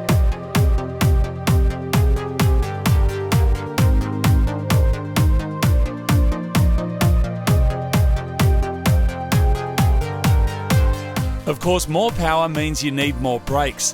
The front brakes that came on the R32 were actually an upgraded set from an R33, and we purchased a matching rear set. Both of them have been fully rebuilt and powder coated the same red as the engine covers. Along with the newly rebuilt calipers, the car's getting new discs, pads and braided brake lines, and then we'll fill the whole thing up with Castrol racing brake fluid. The next step is deleting the factory clutch dampener and replacing the master cylinder. Meanwhile, Rob's installing the final pieces of the timing gear on the RB, getting it ready for final assembly in preparation for our turbos. He's adding cam cover baffles to help with the oil breathing, which is something that comes up a lot amongst RB enthusiasts, and because Rob has built so many of these engines for so many years, he knows exactly how to best optimise them. I am now getting super excited because the engine is getting sealed up, which means we are one step closer to getting this thing back in the body of the car. Next up, we're installing some spark plugs and then attaching an alternator, which is from an LS1 V8. With that all sorted, we can turn our attention to our individual throttle bodies and drive-by-wire system, which will all be run with our Haltech ECU. I'm taking a more controversial approach by running a twin-turbo setup with a couple of Garrett 2860s, commonly known as Dash 5s. Modern-day thinking with RBs is that the complexity of the twins should be swapped out for a big single, and there is a lot of merit in that. But I wanted to try and retain some of the original essence of the GTR spirit with twin turbos. Now the Dash 5s actually are a replacement for the factory turbos that came on the RB engine, but in the spirit of this project, of course, I am getting them modified. So we're heading down to MTQ in Sydney, who are turbo specialists, and we're going to get these turbos high flowed, but also add larger and lighter billet wheels, which will not only make them more responsive, it'll also make more power. And it's not just the power that we need at the top end of the curve. I know everybody talks about how much power did you make, but what not enough people talk about is what is the drivability of your car like on the street. And it's something that Scotty Tuning Fork is always talking to us about. You want the car to actually feel good, not just hit a specific number. And so I want it responsive, I want it streetable, but of course we also want that top end power as well. So that is the aim. I've got the turbos sitting next to me in the box, and they are about to get modified. And yes, I'm currently driving Australia's only Volkswagen Up GTI. Another project that took way too long and cost way too much money, but was absolutely worth it in the end. All right, time to modify some turbos. I'm just sitting on a platform, drowning in my thoughts. I've been trying to hold strong, I've been trying to move on. Yeah. days and time pass so fast, I might crash. Trying to hold strong as another storm passes. Sitting on the platform, waiting on the next train. And there she was, the one that I caused so much pain, so much disdain, I never got to explain. We've grown apart since, and I've been waiting in vain. Pure heart and pure soul, yeah, you are the essence. Standing feet away, please acknowledge my presence. That's right, and that's right. When you think of me, do you still smile? I try, and I try. Time waits for no one, it's been a while. I try, and I try. I hope that you've been well, it's been a while. I try, and I try. When you think of me, do you still smile? You see me peeking, heart breathing fast, and you're the reason I'm barely sleeping, trapped in my thoughts of what could have been. Where did I go wrong? Some choices I made, I'm paying for, and I met you along the way, and that I'm thankful for. The years pass and we grow apart even more. Just two strangers on a train. Do any feelings remain? I'm happy to see you made it far. You deserve it all as you step across the hall. The exit I wanna call like. How good is that? They look absolutely incredible, a thing of art and beauty, and now they are ready to go back on the engine. We're bolting them onto a set of N1 manifolds, which will flow more exhaust gas into the turbo for more choo-choo. I hope that you've been well, it's been a while. Next up, we're installing a new plenum, which we got from Plasma Man, that is made to suit the ITB drive-by-wire system. And to top it all off, we're adding some R35 coils. So this engine is almost ready. It's just got its final little tickles. Speaking of the tickles, we've got our twin turbos on there, and they have had a tickle. The problem with these Garrett bolt-on turbos is essentially they haven't changed for over 2 decades. People say that they've got newer versions, this and that, but it's the rear side of it, the rear wheel housing hasn't really changed. But you can high flow the front, put a billet wheel, make it larger, which is exactly what the guys at MTQ have done. So that wheel is not only larger, it's lighter by being billet. So we shouldn't lose any response, but with the bigger wheel, obviously able to make more power, because this engine has the goods that you need to make more power than you ever asked for. Not only that, maximum purity, we've still got 2 turbos. Now, over here, More ITBs, purity. run me through this business. So I'm a big believer in leaving the factory ITBs on an RB26 until you make over 1,000 horsepower. But to modernise it, you actually convert to drive-by-wire. Now, Darton Racing make this kit, you're familiar with it. Yep. But what it enables us to do is get rid of all the crappy old lines underneath, get rid of all the idle control stuff that's there, because drive-by-wire does it, gives you cruise control, better launch control, all sorts of stuff, and it's cleaner, neater, nicer, and we get to keep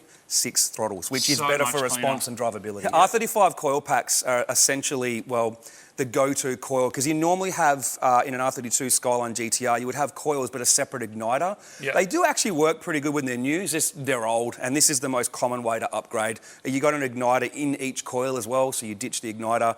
But PRP make kits for these to suit not just RB, but like 4G, even EJ, believe it or not. Not that they usually blow a head gasket before they need an upgrading coil, but, you know, like it does exist. They do them for 1J, 2J, heaps of stuff. So they're the go-to coil pack for upgrades. We have an LS1 alternator. So a big problem with GTRs is their alternator's like 60, 70 amps. Sometimes as low as 50, which is not enough for fuel pumps and coils and everything we want to do, thermo fans, etc. You get like 150 amp upgrades, or you can get the PRP LS kit, which the good thing about that is it's a cheap alternator, you can get it anywhere.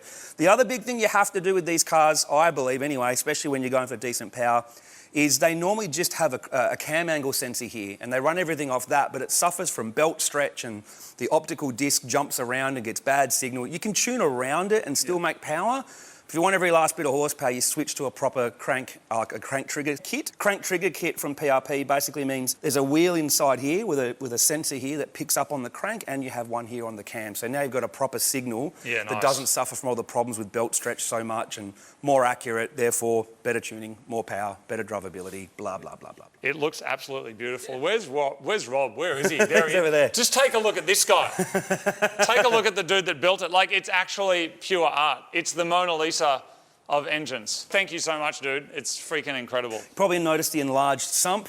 The theory with GTRs with the oiling system is when you go to a high volume oil pump, which we have with the Nitto one, you drain the sump quicker, so you need a bigger sump. That's like #1 thing to do with the oiling system. It's time to install our diff, so we're filling it up with Castrol 80W140 Transmax oil. This is the diff that came with the car, but it's been fully serviced and modified with a PRP rear diff hat, which increases cooling and oil capacity. The engine is going through its final preparations and checks, and we're also installing a fully upgraded air conditioning system from Frenchies. We're installing the front condenser and fan, and also upgrading to a 100mm Grady front mount intercooler, which is going on, and then it is time for the engine. Sometimes we have to struggle with getting engines in, but this one slotted straight in. I cannot express how excited I am to finally have this engine back in the car, but better than it's ever been. And with the car painted and the engine painted, it is looking fantastic. Our rear windows already looked a bit worse for wear, but they got even worse when they were removed for paint, so they needed to be replaced, along with a brand new windshield.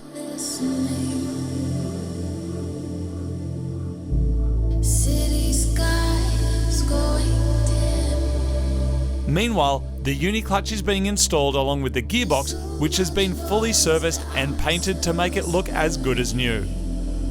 Do you still need me like I need you? Or has everything we were now gone away? Do you still need me like I need you? Or has everything we were now gone away? We're installing a set of Fujitsubo equal-length front pipes, which we imported from Japan. These will match up with some aftermarket dump pipes which came on the car, and that's going to be attached to an HKS catback. To make the whole system work properly, Marty's adapting the pipe by installing a bung for a wideband sensor, which will feed to the Haltech. Then we need to run the lines for the aircon, power steering, and an upgraded fuel system, which is going to include a GFB fuel pressure regulator, bigger injectors, bigger fuel pump, and all new lines.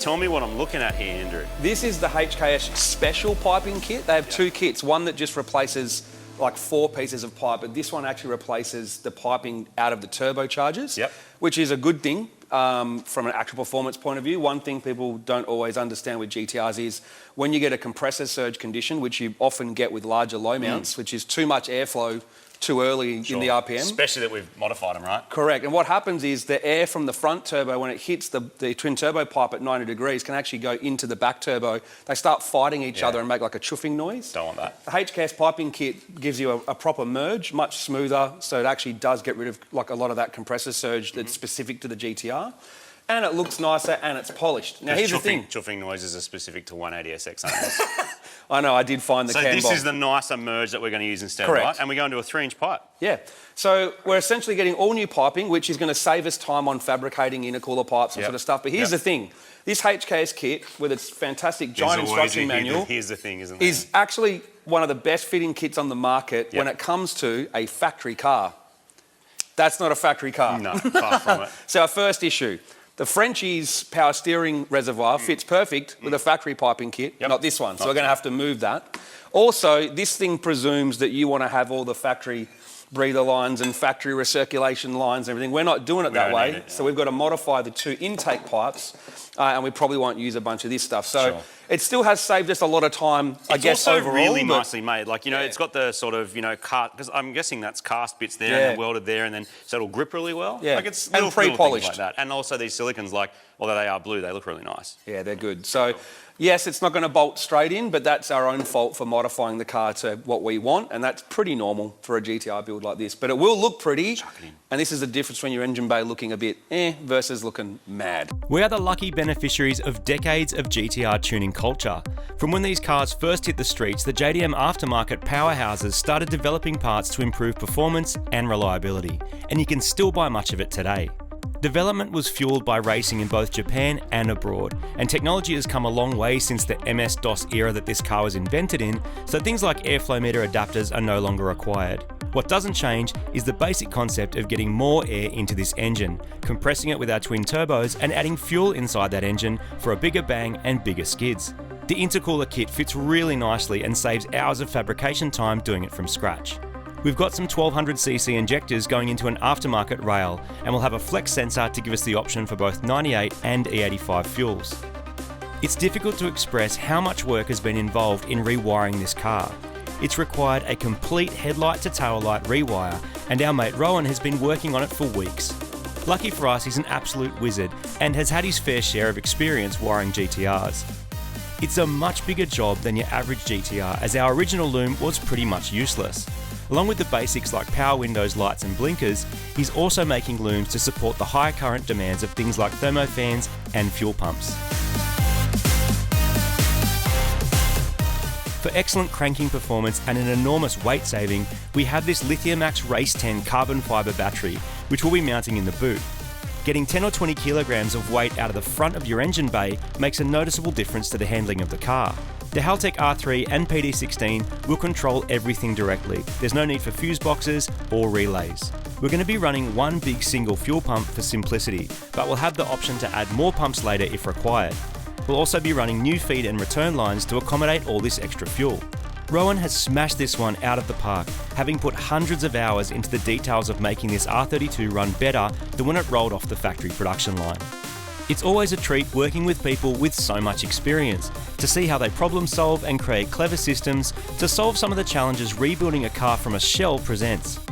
Making this old car both powerful and reliable is the goal, and with the help of these legends, I reckon we're going to be on to a winner. All right, Rowan, you've been wiring the car. Tell me a bit about what you've done up here.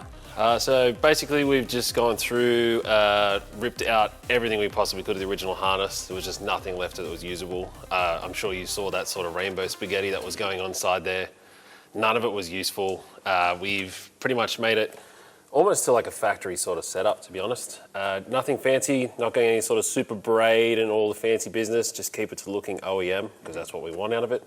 We've just tucked everything away, moved it all underneath. It's gone a little bit more different with this one compared to normal, where we've got everything running through drive-by-wire, all the extra accessories and settings that makes it a newer car while still being old school. And you mentioned underneath now, obviously stuff like this. I mean, your entire harness is in there, right? Yeah, the whole harness is in this is pretty cool, man. Can you tell me a bit about how you get the wiring from the top of the engine and like what's some tricks to actually make that work? Because with factory loom's not going to do that, right? No, well the factory loom does sort of try and run as much as it can. The only things you really want to keep on the top obviously is the things that you're going to be working on, say you want to change injectors and things like that, but everything else, you tuck it underneath there. A couple of P-clamps and a bit of running, just getting a bit of planning when you're routing it will mean that it all goes into a nice spot, keeps it looking really neat. And so you've basically made an entire loom from scratch. How much longer does that take over reusing OEM stuff? Now, we didn't have a proper loom, so we didn't really have the choice, but like if you could sort of weigh it up, what would your suggestion be for something like this? It really depends how much of the loom's left. If you've got a good base on the stock loom inside the cabin, especially in the cabin, use as much as you can out of it. Using stock connectors is great. It means that you can then, if you then want to change or upgrade or modify things or replace things, it's easy to work with, but I mean, you look at it and go, if there's not enough left of that harness to really be worthwhile, you just got to start afresh. Awesome, man. Well, it looks really good. And so powering the whole thing, we've got our Haltech Nexus. What else have you put in there hardware-wise? So far we've got the Nexus R3 going in there to do the engine side and to do some of the body electricals.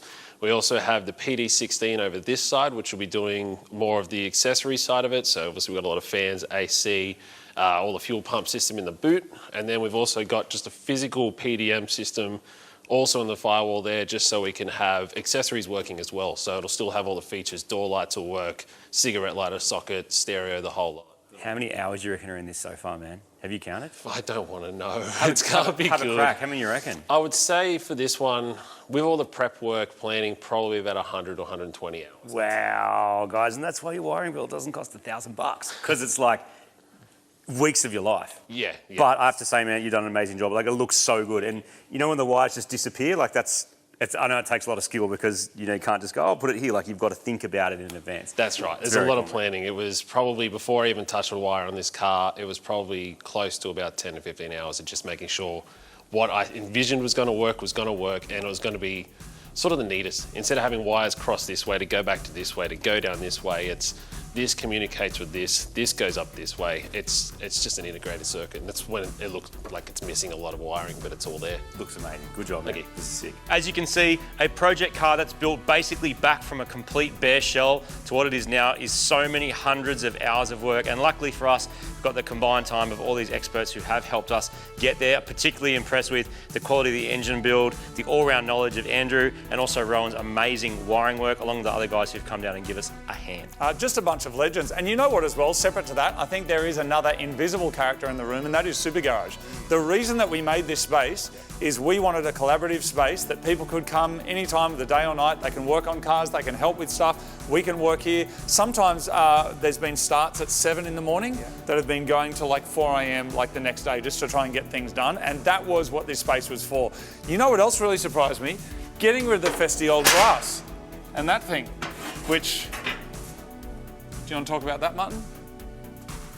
Is that what used to be in the back seat? I think that's the thing that we were missing, that we couldn't find. Far so out. instead, it got cut out and a bit of sheet metal got welded in there, and then none of these holes lined up. So then we found that and then had to put the holes in there. Let's not even go Also there. trying to find those parts like that. Yes. People have been holding onto this stuff for 30 years, 20 years. This here, though, was the glass. And the one on the other side was cracked and obviously got a little bit even more damaged when the car had to be painted. Just getting the glass changed on the windscreen makes it feel like a new car. It's like, Martin, do you know what it's like? It's like a new pair of shoes.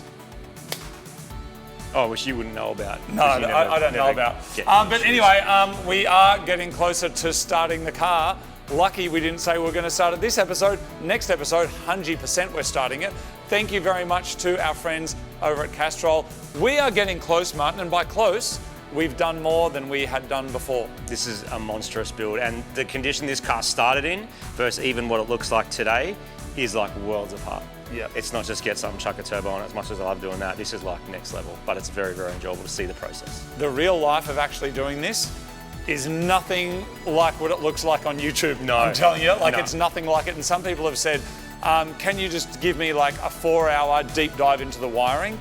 The thing is with that is months before this started, Rowan would come down, spend a couple of hours, then he'd go, measure, then come back, then go. Sometimes it's all hours of the night. It's an impossible thing to try and capture in a way that would actually make sense.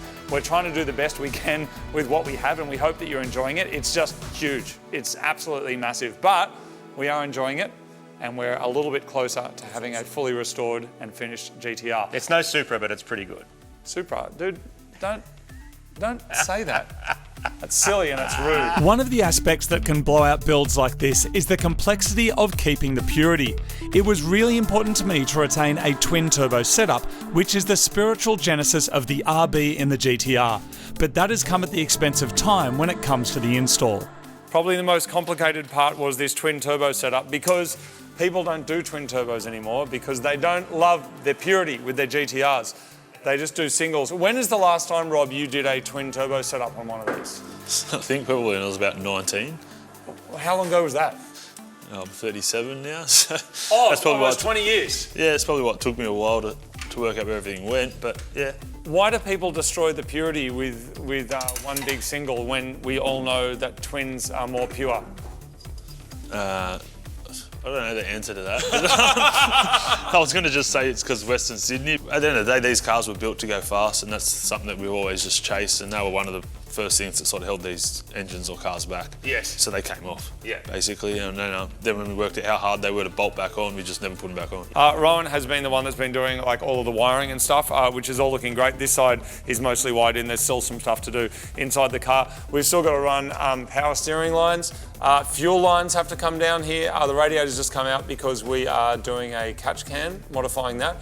The front pipe intercoolers, like the front mount intercooler piping's done. Yep. What else has to happen, mate? So there's like a list that has to happen before dyno, and then there's a list that has to happen before GTR Festival. So like main things before dyno, like you said, the fuel lines, power steering lines, all the drive belts back on the front of it. We've ordered them now. Until finish, all the fab work has to be done in terms of mounting the battery and the cooler piping and modifying the exhaust to all meet up. Looking inside the car's a whole nother thing. Yeah, that's a whole other world. Rowan looks like he's got his work cut out there, he always does. I don't think we've ever had so many people working on one car for so long. Really? I mean, because it's been 4 years, and that is a lot longer than we normally spend on any cars we buy off Facebook Marketplace, and also just having people who are like fully guns at what they're doing, like this crew over here. It's pretty cool, man. Well, I guess that's why not everyone builds GTRs, is it? Like, it takes a team to get one working. And the money, of course. Yes, and the money. Getting the right amount of fuel into your engine is one of the most important tasks of any build. And as well as running pump gas, I also want the capability of running this GTR on ethanol. So I'm installing a flex fuel sensor in line with the fuel lines, which will be able to adjust our tune in real time with the Haltech, dependent on the ratio of 98 and E85. Of course, along with everything else on this build, the car is getting all new fuel lines from front to back to make sure the RB is getting every drop of what it needs for maximum power. So I just want to run you through some of the details that go into making a car that needs to make the amount of power that we need to make, which is a lot. This here is a custom catch can, so it's going to be mounted in the car this way. But just to show you inside before we seal it up, the oil's basically going to come down here, go through a baffle, hit this plate, and then all of these holes here are offset, so the oil is not just going to be able to get straight through there. The biggest problem with RBs and what everyone's scared of them for is the oiling issue that they have, whether it's too much oil, not enough oil, whatever it is, they have an oiling issue. And when you upgrade the oil pumps like we do, we're using a Nido pump on this engine, it pushes a lot more oil up to the head. So we restrict the oil going to the head with aftermarket restrictors, which is a Nido part also, but in saying that, still with RPM, it's going to keep trying to fill this can up. So it's taken me and Ante years to work out. We've oiled down heaps of tracks trying to work this out in the past. But yeah, basically this is the best system that we've come up with that truly slows the oil down and allows the oil to drain back into the engine before it pushes it out the breather. And as on this engine, like we've opted to use the Castrol 1060, like I've clearanced this engine to suit that brand of oil. But originally Nissan would have said a 540 for an RB, right? Well, Nissan from factory would have had this engine clearance at a much tighter tolerance than what we would do aftermarket wise. Obviously we've got aftermarket turbos on there, E85. E85 breaks the oil down in itself, which also contaminates it and oil stops working as it should. We've upped the clearance a little bit because you want to have that little bit of clearance, extra clearance there to suit with the extra power you're running. So you got to think of it as like a cushion on a lounge. Like the thinner that cushion is, the harder it's going to hit that crank. So you want to try and have a little bit of a cushion there, which is why we've done that little bit extra clearance.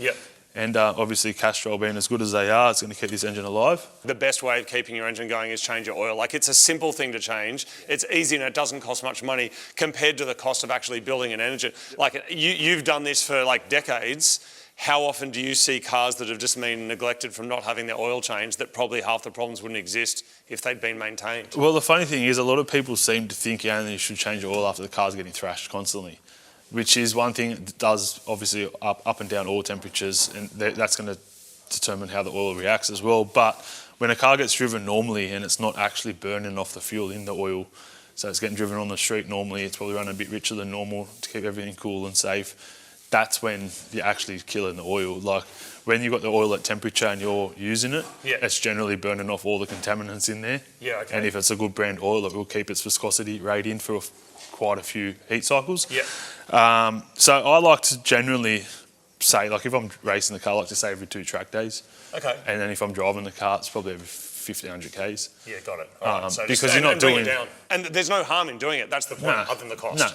You're not doing 1,500 Ks of constant thrashing.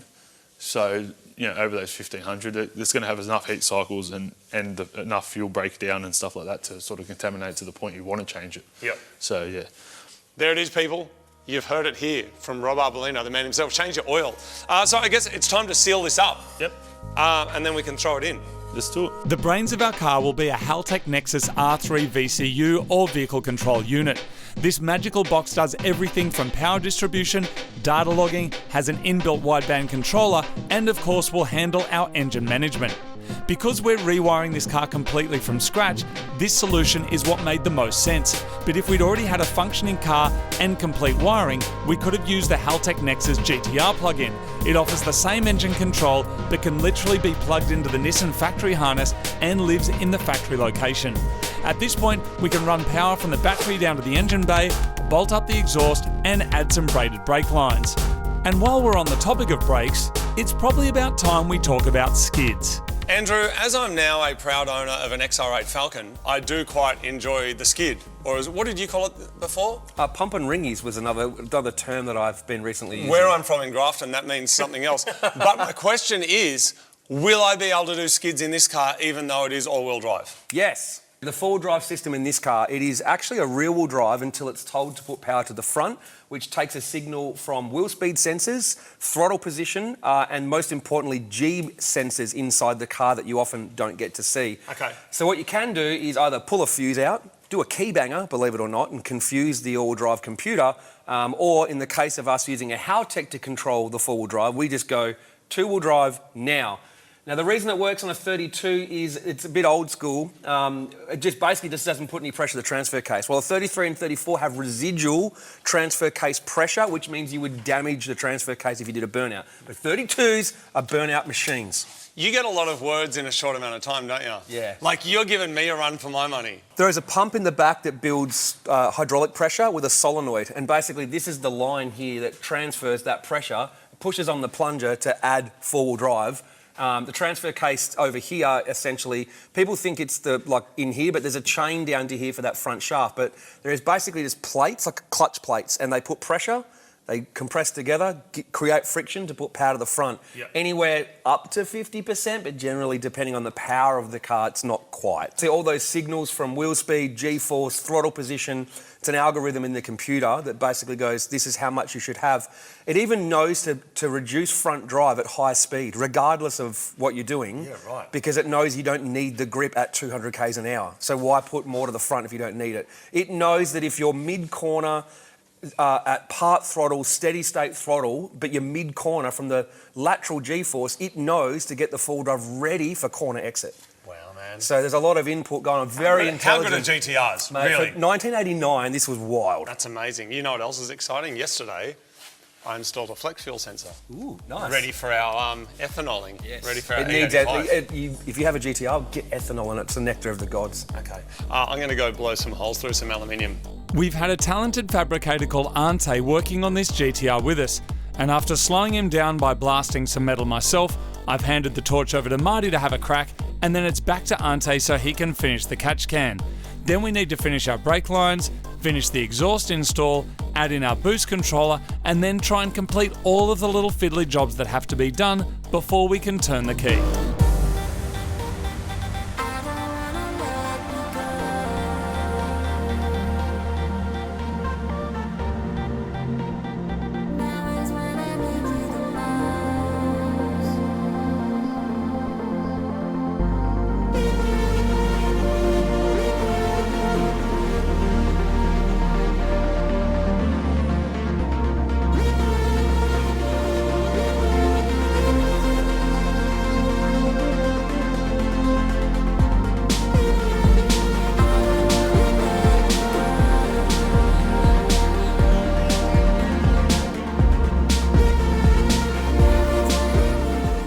Momentous occasion. We're pumping out the old fuel, which is actually not that old, because the car was going to be away for a long time. We actually brimmed the tank with fresh 98, but it's no longer fresh at all.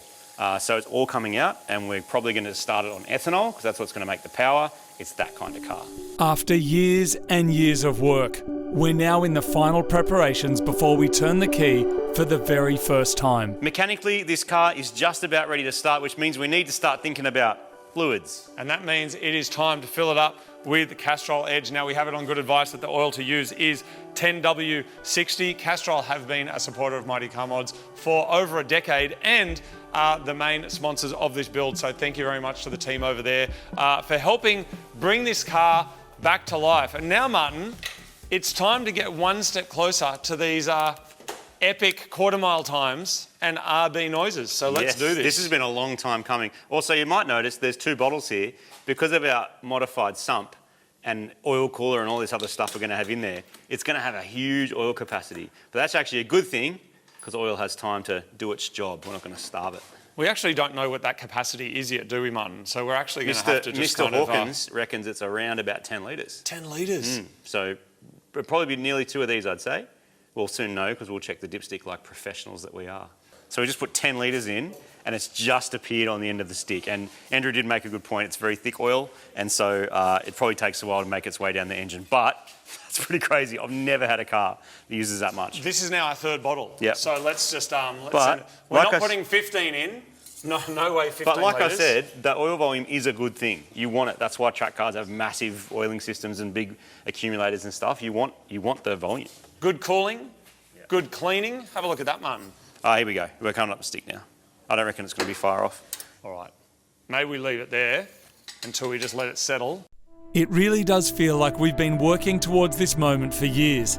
And as we fill the car up with all the fluids that it needs to run, there's a feeling in the room that we are getting close, and it's a feeling that is magnetic.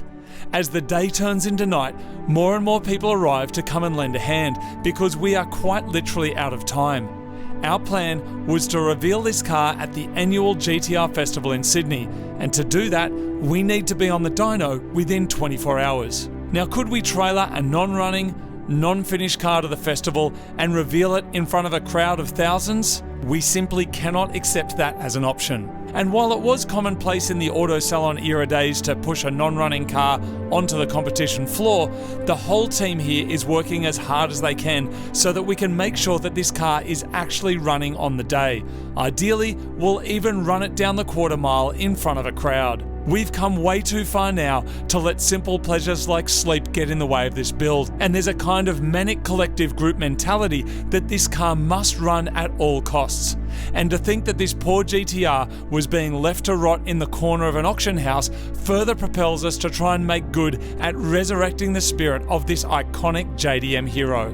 But as the minutes turn into hours and the days turn into night, the excitement soon turns into a quiet sense of dread as we encounter a number of problems that have stopped us in our tracks, and we all have the realization that maybe we're not going to make it after all. We were due at the dyno today. About an hour ago. Unfortunately, that's not going to happen. It's been a massive couple of weeks working on the car and a particularly big night last night, Martin. Some of the boys were here till like 3 a.m. Just trying to get it working. Just that fiddly stuff that will mean you will completely waste your dyno session if you do not fix it. It's not negotiable. It not having an interior doesn't matter. You know, sitting on a milk crate if you had to doesn't matter for the dyno to get the engine tuned. But this stuff would mean we would just be wasting our time and have to retune it anyway. Yeah, and also time on dyno is really valuable. And Scotty's time as well. Like, you want to make sure that when you're there, you're doing that particular job, not fixing up other things. So some of it's kind of been pulled apart. There had to be, like, so the ITBs had to be adjusted as well. Correct. Front mounts back out. We had a weird leak in that, I don't know the numbers exactly, but like 1 out of every 5 RBs has this blind cover on the front of it, but this didn't, and so we've got to kind of seal that up. So around the water pump, coolant leak, and a coolant leak at the back as well. Yeah, we also don't have a shifter yet either. The circlip that holds it in, so we don't have any way of shifting. These are just the tiny things that happen when you are building the world's cheapest GTR. There's just things that you don't have that you need, and it's only when you think, oh, that's right, we need that stick to actually stay in there, that you realise that that's not going to happen. But we're going to kind of try and put all of that stuff together today and try and get to, well, we're just going to try and get it done. Hopefully this time tomorrow. So all day today, however long it takes tonight, and then dyno. Luckily enough, Scotty said we can do tomorrow same time. So hopefully. So yeah, so anyway, next video out. Hopefully you will see this thing on the dyno. We'll get some good numbers. We would have all had some sleep by then. I am very excited to see what power it makes, and even more excited to give the thing a drive. It's going to be epic. A massive thank you again to Castrol Edge for being supporters of this video. They've been following this for years and years and years, and so we really appreciate their patience as we get the car finished. It was a way bigger project than we could have ever anticipated, but we're really proud to have saved this car from the Japanese bin. The last 48 hours have been pretty much no sleep for the entire team because a bunch of stuff has gone wrong. Now, of course, there were the leaks and stuff that we spoke about, but also the clutch would not disengage. So the whole gearbox had to come off so that we could kind of adjust some bearings and modify some things in there.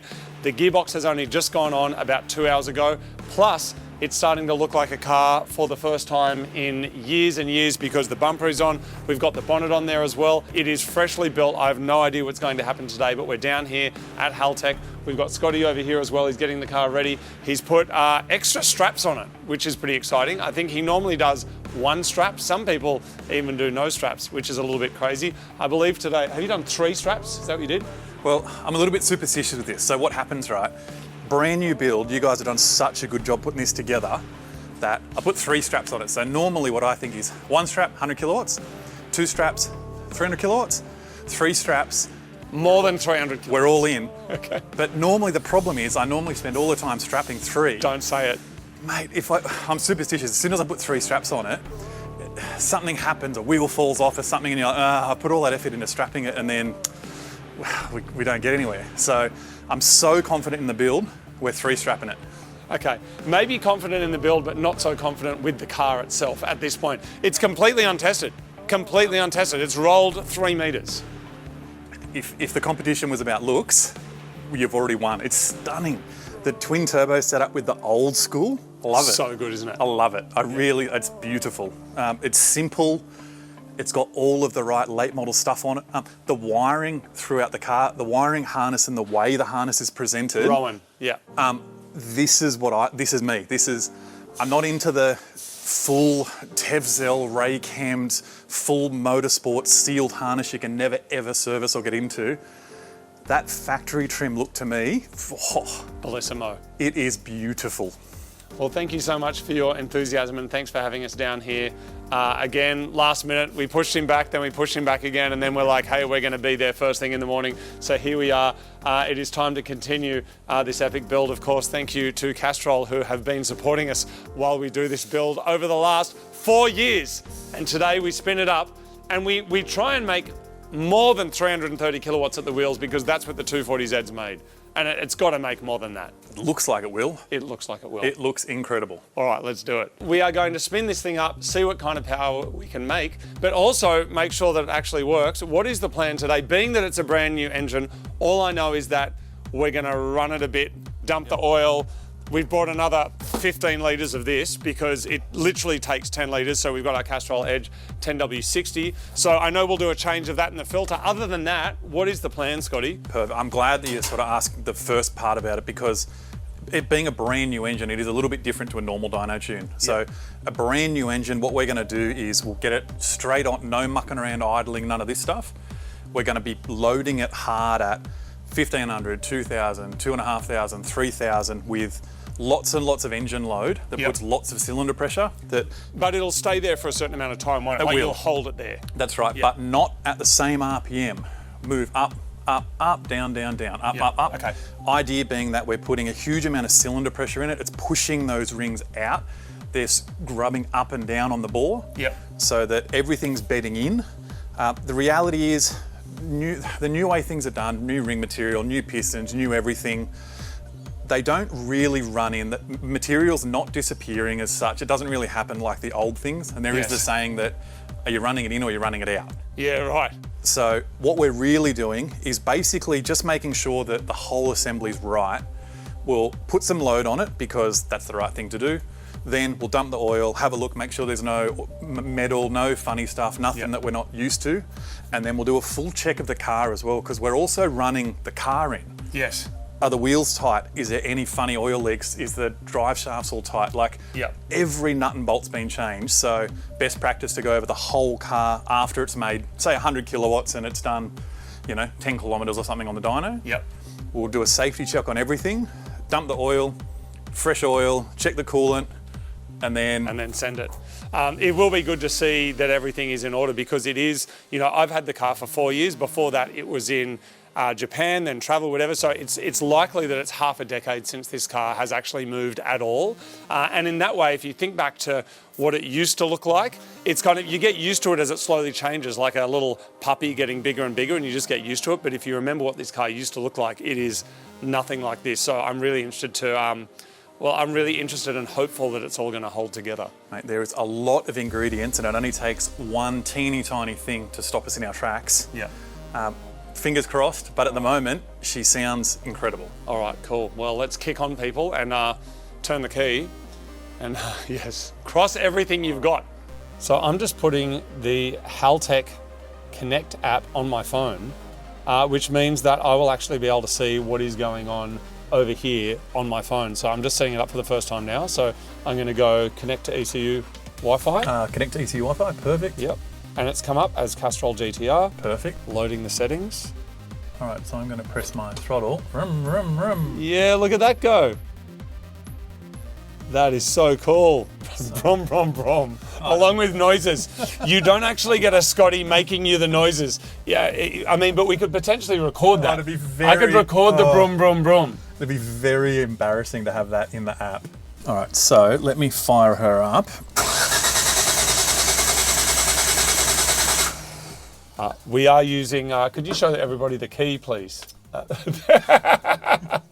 All right, well, you're not the first person to start a GTR with a screwdriver, but most of the time when that's happening, someone's stealing it. What do you mean? Oh, is that, oh.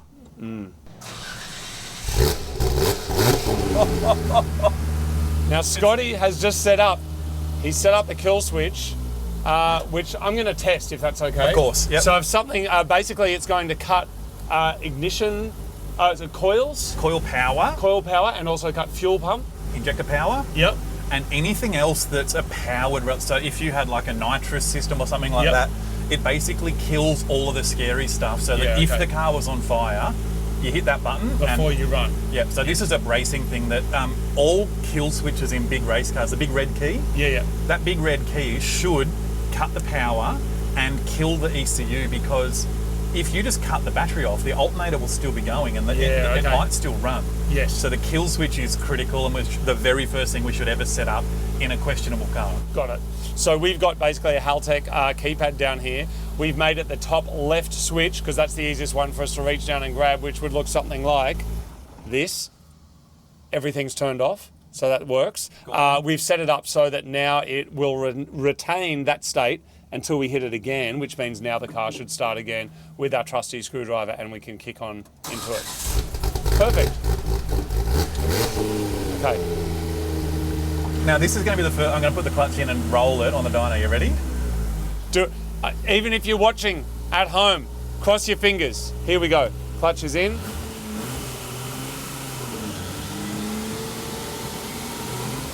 We're party. First gear, second gear, third gear. I'm so nervous. You ready? I'm going to put my foot into it. Okay. 7, 8, 9, 10. I'm looking down here. We're on 12 kilowatts right now. So what I'm doing, we can bring up a display here and I can show you. All I'm going to do is throttle position, engine RPM. So what I'm doing, hold it. Got it. I'm just going to go, I'm wide open throttle. The dyno's got me stuck. I'm going to put my RPM here so you can see what's going on. Our air to fuel ratio is magical. I'm going to bring up a list display. So we're going to go for our wideband lambda, our target lambda. So this is just looking at our air to fuel ratio to get a bit of a feel for what's going on. Yeah, got it. Our target is 13.7, our actual is 13.7. Our trims are pulling out a few percent based on our O2 sensor. Very happy with that. Great. I have cheated a little bit because I have tuned like 1 or 2 skylines. So I have got some decent default tables and configurations that I like to use. So all I'm going to do, you can do this for me actually, that lets out more road, that lets out less road. Yes. So up, up, up. I can hear them chooping. Twin turbos, yeah? Yeah. What it I've sounds never like. heard that before. Is that them? I'm still wide open throttle. We're on 37 kilowatts, which is more than some of Marty's Daihatsus have made. I've never heard that noise before. That's it, yeah. People, there are all sorts of intake pipes to make this sound better or worse or different. Do you want to have a look at the boost gauge here? Or I'll bring one up here based on that noise so you can see what's going on. MAP, manifold absolute pressure sensor. I'm going to go wide open throttle. 1 pound of boost. Listen. I'm going to come back a bit. Get rid of the noise.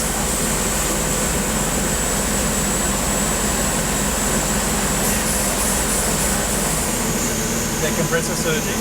Yeah, wow. And that's actually moving the boost pressure, in turn moving the power. So it's in your best interest not to hear that noise. Yes. Bit more RPM. The mixtures feel good, everything feels really good. You know how I always say 100 kilowatts? It's hard to make 100 kilowatts. You got 90. Yeah, okay. Or do we try and make 100 now? Yeah, do 100. And then we call it.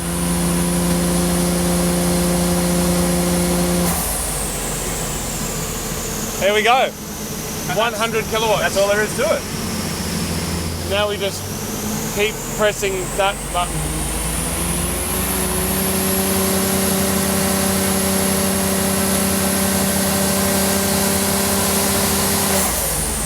It's going to make serious power, isn't it?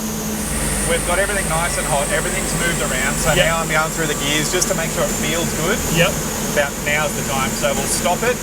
We'll have a look over everything, make sure nothing's leaking, no weird stuff going on. And then don't tell me that after we've got a new gut of oil in it, then we're doing power runs. Because that would be too much for me and the internet to handle right now.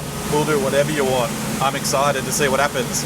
So a bit of a health check overall. So I'm just looking underneath. No, there's no oil, there's no water, there's no anything. So that's fantastic. Smells good overall. It smells brilliant. Breaking a motor in, there's always a funny thing, right? Because there's dust and there's grease and there's just stuff everywhere. It smells perfect. It smells clean. Out the exhaust, no funny coolant smells, no weird stuff. The oil smells perfect and looks perfect from the top, so no funny business there. The cooling system hasn't pressurized and caused any drama. It's got massive oil pressure. So far, textbook, like there's nothing to be worried about. We've done, give or take, about 8 kilometres on the dyno. We've made 140 kilowatts. We've been ramping it up and down through the RPM and giving it big cylinder pressure.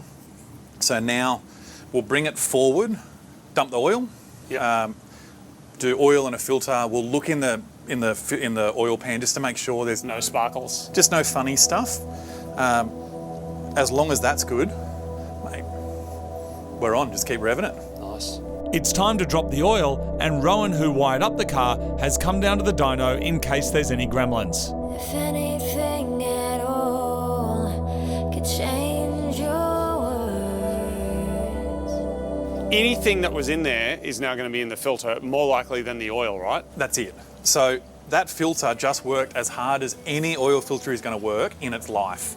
And that's no disrespect to Rob, who built the engine and cleaned the engine after all of the components were done. That's not what it's about. There's so many little galleries and crevices and little places for things to hide that we've just washed the whole thing with oil, pushed everything through to the sump, through the oil filter. All of the junk that was in the engine is now in that oil filter. Whereas in your day-to-day car that you do 50,000 kilometres and then you do a service 5,000 kilometres later, it's not a brand new engine. There wasn't junk all through your engine in the first place. Yes, yeah. Things like this, like your day-to-day engine, the bottom end, the crankshaft spinning around, there's a film of oil between the crankshaft and those bearings. That's the way that it works. Yeah. It's not as if there's metal coming off your bottom end or your crankshaft as the engine runs in, because it's not the reality. If that was to happen, that engine would be dead in minutes because it's metal on metal. Because it's getting smaller and smaller and smaller. Yeah. The oil, as it wears away. The oil is incredible what it does with those clearances between the crankshaft and those bearings. is unbelievable. That stops those two things from touching for hundreds of thousands of kilometres is incredible. It's amazing.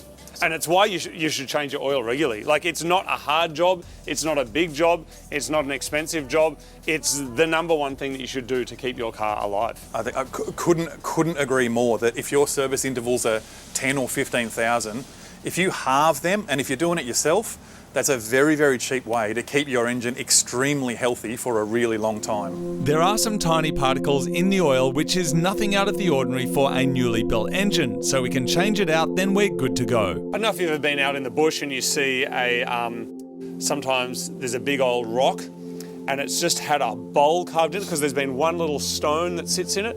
And over thousands and thousands of years, that one little stone eventually makes a hole.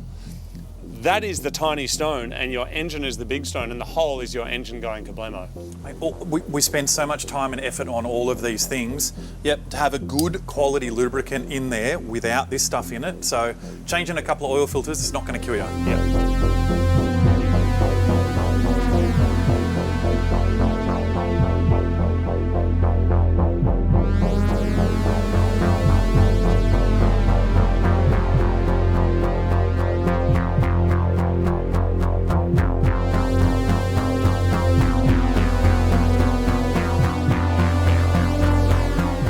So this is it, people. This is our power oil now. So this is our Castrol Edge 10W60. This is the oil that's going to see us fly to the moon in this car. Philosophically speaking, we're thinking somewhere between 300 and 400 kilowatts. Anything over 330 I'll be stoked with, because that's what the RB makes in my 240Z. I'm very, very keen to see what this does. Okay, people, it is time now. We're going to go for a power run and hopefully and finally let this Godzilla roar into life. Let it spirit free with some hectic page ups.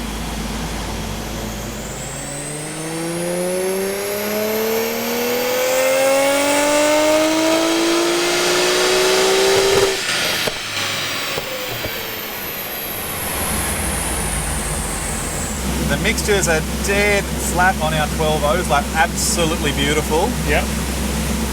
I thought it would be fun to make it go over the 100 kilowatts. Yeah, and then up it goes. Who knows? I don't care about the power it makes. I care about the air-fuel ratio. I was targeting 12 to 1 as our air-fuel ratio, and you can't get much better than that. Yeah, nice. So I'm going to go to my analyze screen. So now's the time. I've recorded all that information to the computer, and I'm now going to go back through that data log and see just what happens. What does it look like? See if there's anything interesting happening. Spot on. So that's my log there. It's 7 meg, it's 1 minute. Not a bad thing to have over 300 kilowatts almost straight away. That's amazing. How much boost was that running at? Good question. Let's watch this. Ready? We'll go for, so we're on wastegate pressure.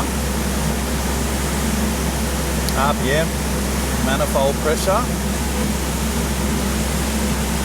So 9-ish pounds, and then it runs away to 12-ish pounds. Okay.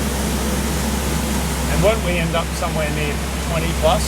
Hopefully, yeah. If it had 25 pounds or something else, no problems at all there. So, engine health first, oil pressure, being a brand new motor. Looks beautiful, comes up, sits on the relief valve at about 75 pounds. Coolant temperature, 85 degrees, just stays dead flat the whole time, so we'll remove there. Now we'll look at, being the first power run, I'm not expecting this to be perfect, but that's our air-fuel ratio. O2 control, that's what we got, that's what I wanted, and this is how much the computer was doing to help me to make it look good. Pretty flat. Pulls 5-ish% in the middle, 1 or 2, and we're looking for, with big injectors, we're looking for a couple of percent, so I'm quite happy with that. Yep. The truth is, at 4.5, 5 grand, 8 pounds, let's have a look at what's going on there. 4.5, 5 grand, somewhere around there, might just be a little bit keen there. So far, so good then. So far, so good. Probably the next thing to do is we might try and bring some boost into it and get it at least flat and then work our way up. But at the moment, things are looking pretty. Probably the other thing we should talk about it wanted to keep making power then. We revved it to a maximum just then of 7,900. Yep.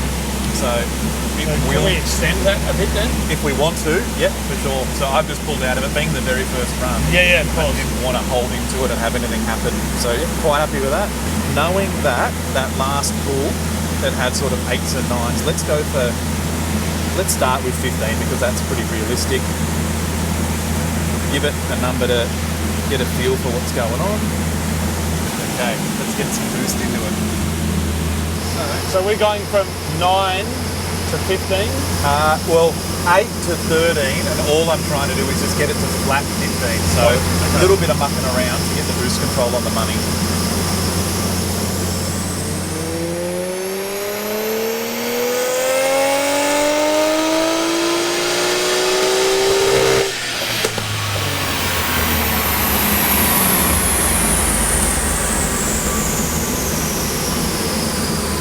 We're at around 240Z power levels now. Bit nicer. Came up, came on, and ended up at 14 pounds, and now we see, I guessed how much duty cycle it would need, and I was heavily under. So in order to achieve 15 pounds, it needed about 35%. So it needs to bleed 35% of the air off the boost controller, off the solenoid. So now I'm going to go straight to the next boost pressure. So we were targeting 15. Yep. Now I'm going to target 17. Oh! Straight up. You're going higher, you're going all the way up there. I'm going as high. Rob built this motor. You guys put this together. I'm going, this is going as high. We're not thinking, we're going until we have a problem. So we're going beyond 18? Until we have a problem is where we're going. I saw how you looked at me. I was watching over there. I saw. Just don't worry about it. Almost nothing could go wrong. I like how you look at me with a cheeky little, you do this one. Here's my Scotty Helsinger impersonation. Watch this. This is my impersonation of you.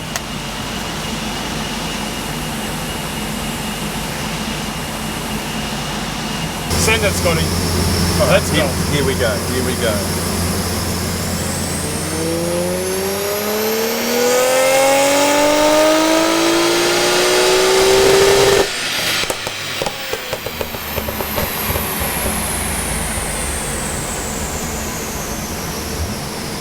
Nicely cooked. Excellent. If we put 2 more pounds in it, I'd love to see it go 20 kilowatts more, showing us that 1 pound is 10 kilowatts super efficient. So, and I'm hoping we're still there.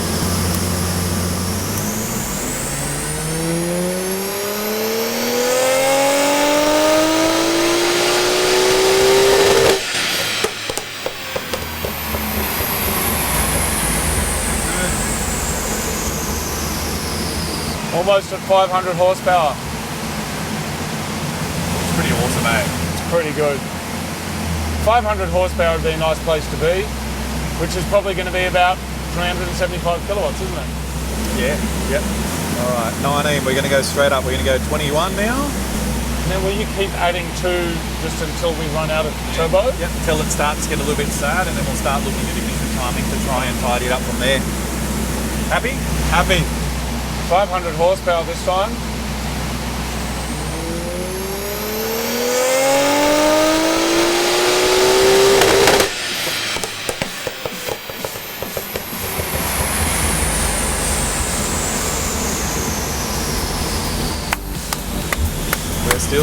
We're getting better. 525 horsepower, people. That is 392.2 kilowatts at the wheels. Thank you so much for watching this episode of Mighty Car Mods. Big thank you to Scotty. Thanks, Scotty. I really appreciate it. And we turned off now with this that one. Button up. No, I turned that button off. Now that everything's safe, we're good. I'll leave Scotty's socials down below so you can have a look. Thank you, Scotty. Bye, Scott. Should I stay? Hey, should I stay for a bit longer? Well, it's not lunchtime yet. I mean, you didn't want to get over 400 kilowatts at the wheels. No, let's leave those other 8. So I'll just hit this button. Don't worry about all of our No. Mate, we've got injector, we've got everything. There is no reason to stop yet. Oh, so we'll keep going. Let's party. Hang with us, people. Stay there. News just in, we're not at the end yet.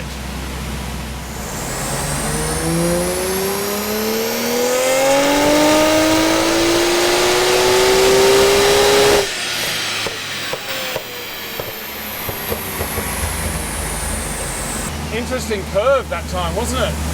So I put more boost into it down low. Yeah, right.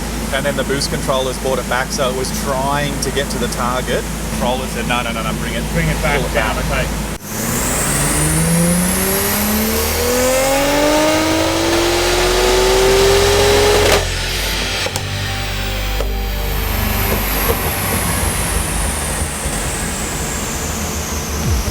Yes!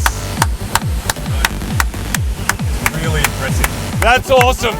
That's what I'm talking about, Scotty Hilsinger, your weapon. Thank you so much for watching this episode of the show.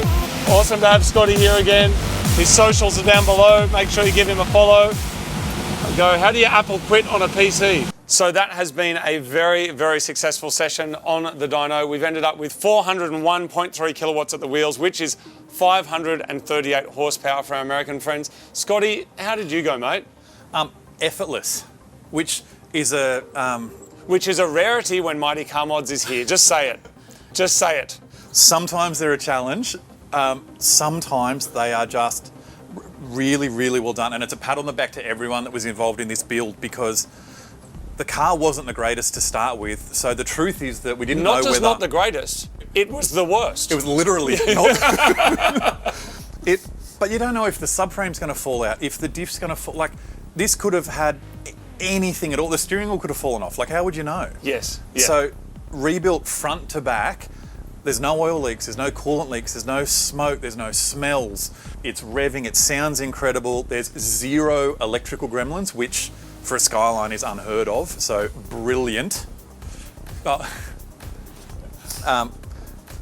The alternator's working as RBs rev up. Sometimes they have a problem where as it comes on boost, the belt slips, so the battery voltage dies. Yeah. Flawless. So every pull, we're making more and more and more power. We weren't fighting for that 1 or 2 kilowatts.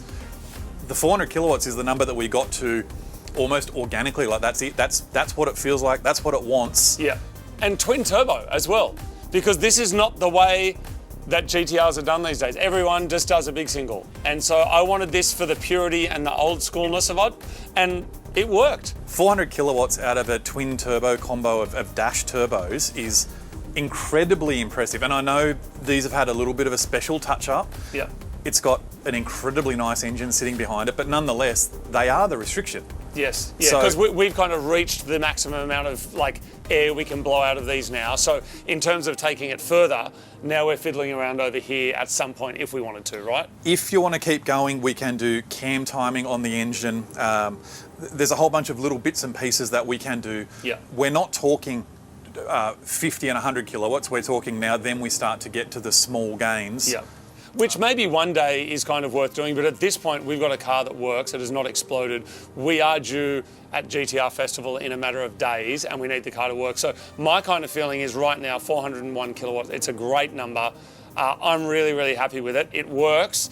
There's obviously still a bit of stuff to do with the car. There's no interior and stuff in it. So there's still a lot for us to do before the actual show. So my feeling is we leave it for now. And if we feel like we need to squeeze some more out of it, then that is a job for another day. The engine's got about 27 kilometres on it now in total. Yeah. So I would recommend anyone who's built an engine of this calibre and this combo, get it on the dyno, do what I would call a run-in tune, which the run-in tune I would say is this. Yeah. Running the whole car in, spanner checking the car and then coming back for the next bit, mate, that's the way to do it.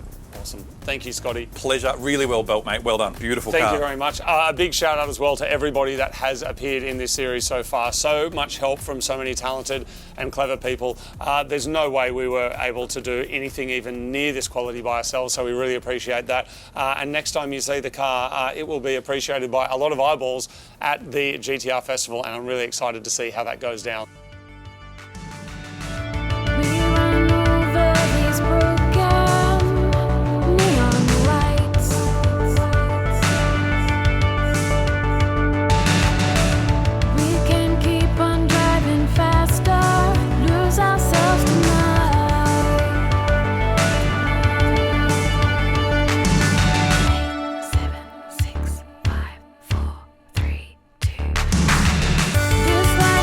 I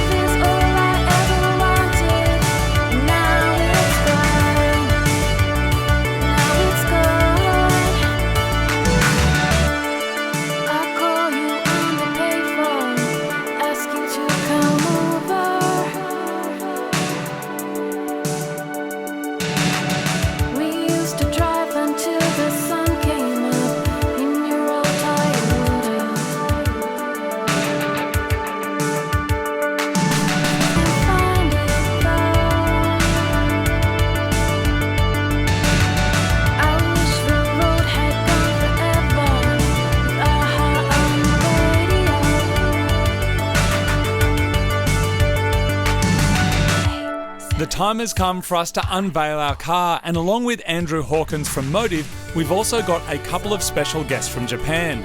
Hiyoshi Tamura worked at Nissan for over 30 years, and he headed up the design and development of the R35 GTR. He is iconic within the GTR scene. In fact, he's now known as the father of the modern GTR. And joining him is Sakamoto-san, also known as Mr. Carbon Fiber from Garage Active. He's been a GTR specialist for over 30 years and is one of the best known GTR builders in the world. It is an honour to unveil our car with these legends from Japan, and they even blessed our car with a couple of autographs. And the crowd absolutely loved it. Now that the car's been revealed, I'm going to take you through all of the modifications in detail, plus take you with me for the very first drive. But before we do that, let's take a moment to have a look at the finished car, an absolute icon of Japanese motoring since its release in 1989.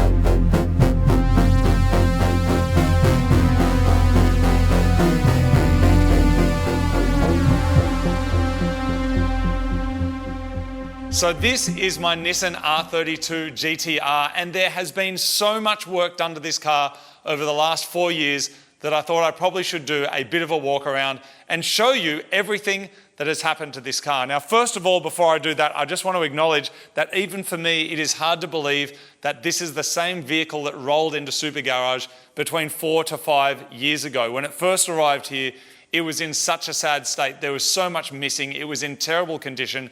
And in fact, we've since done a bit of investigation into the Japanese auction reports, and this thing had been for sale for years. In fact, it had been passed in for just $6,500 at one point. So clearly nobody was interested. And in that way, I'm really proud that myself, the Mighty Car Mods team, and everybody that helped get this car together again has managed to bring it back to life. And here it is, and I'm sure you'll agree, it's looking incredible. Now, the whole car has obviously been fixed and painted in the original R32 GTR grey, but more than that, the front end is pretty much entirely new. So, quarter panels new, bonnet new, bumper new. In fact, the whole front end, the only thing that is still original from the car that arrived on that particular day are the headlights. Now, of course, what makes or break any build is the wheels, and I'm sure you'll agree this setup looks absolutely incredible. The wheels are a set of Ray's Volk Racing 21A Spec SR 18 by 9.5 with an offset of plus 20, and these were brought in with help from our friends at Import Monster, and they're wrapped in some Michelin Pilot Sport Cup 2s 265 by 35 R18s all the way around. Poking out from behind these epic wheels, you can probably see these awesome Brembos here. Now, these were fully rebuilt and already an upgrade. They're from an R33 GTR. And running behind that, we've got a set of Dixel pads and rotors, and they were supplied to us by GT Evolution. Now, some GTR train spotters may have noticed that this car did not come with side skirts, and we revealed it also without side skirts. And the reason that is that you actually need 4 pieces. There's a side skirt and there's a rear pod, and they are available as a set. We managed to get 3 pieces. So we got a driver's side skirt, we got a passenger side skirt, and we got a pod for the driver's side. But what we didn't have is the rear pod on the passenger side, and we didn't want to look like it was half finished. Now, since then, Import Monster have managed to get us the piece that we needed from Japan, from a purple GTR, of course. So we're going to get this painted up and we're going to get that put on. Now, we could not actually get this here in Australia because while there were some sets available, nobody was willing to separate the set and give us just that. So now that we have that, it means we can finish that bit off. So next time you see it, it may be looking a little bit more finished down the side. Moving over to the back of the car, I'm sure you'll agree with me, this is one of the best angles of looking at a GTR. Now, all of this is actually original, but just fully repaired. Now, you may remember originally the boot was only closed and lockable with little door latches that were stuck on there. So obviously that has been completely repaired. This here is all original. We were missing this little ductile spoiler here. We've decided to go for a carbon fiber one. It just kind of breaks up the color a little bit. And the back end looks great. We don't have badges on there yet. Now down here, you can see poking out the bottom, the catback exhaust section of this is an HKS system that is connected up to the midsection, which is a Fujitsubo. And then the front end, we managed to keep the dump pipes that were already on the car. So there's a bit of a mismatch of different exhaust components, but that didn't stop us still getting some hectic power figures on the dyno. Now inside the boot, there was nothing in here at all. It was completely stripped. In fact, not only was it stripped, the rear parcel shelf looked like it had been cut out with a demolition saw. So all of this is now complete. Now down here, we've got a Frenchie's dual fuel pump hanger and surge tank that goes inside the factory fuel tank. Now we've only got 1 pump in there at the moment, but it does give you the option for 2. Obviously we're running ethanol, needs much more flow. So later on, if we want to go for more power, we can put a second pump in there as well. This is our Lithium-Max carbon series battery, lightweight. We've got our isolator switch there as well. And all in all, it's just looking like a car again, which is kind of incredible because I don't know if you remember what this used to look like, but it was just full of wiring and junk. Not anymore. All right, people, I'm now kind of excited to show you the interior because, come with me, look at this. Can you believe that this is the same car? So the way it arrived to me is basically had a race seat and a half cage, and up here was just a complete mess. It was missing every panel. Well, now it is a complete interior, and that is a massive thank you to Andrew Hannison from Legendary Garage, who managed to get us so many of these parts from his stash of GTR bits and pieces. We've also got a set of Recaro confetti, so they are period correct seats, which are absolutely awesome. And speaking of the period correctness, we also have this kind of double din stereo, which is also just awesome and Japanese from that era. Now, let's have a quick look at what happens when you turn the key. And we do have a key now, not a screwdriver. Now, we have got a Haltech UC10 dash, and I'm very, very excited to show you what that looks like because we've got it set up with something very, very special. Over here, we've got our digital gauges. These are Wendlab gauges, and we've got the whole thing set up so it looks like an R32. We have got a period correct dash. Now, running everything up there for all of our controls, hidden underneath here nice and stealthy, we have got a Haltech keypad, and this is set up to run a whole lot of different functions. So we can set things up like all-wheel drive, rear-wheel drive, there's boost, there's launch control.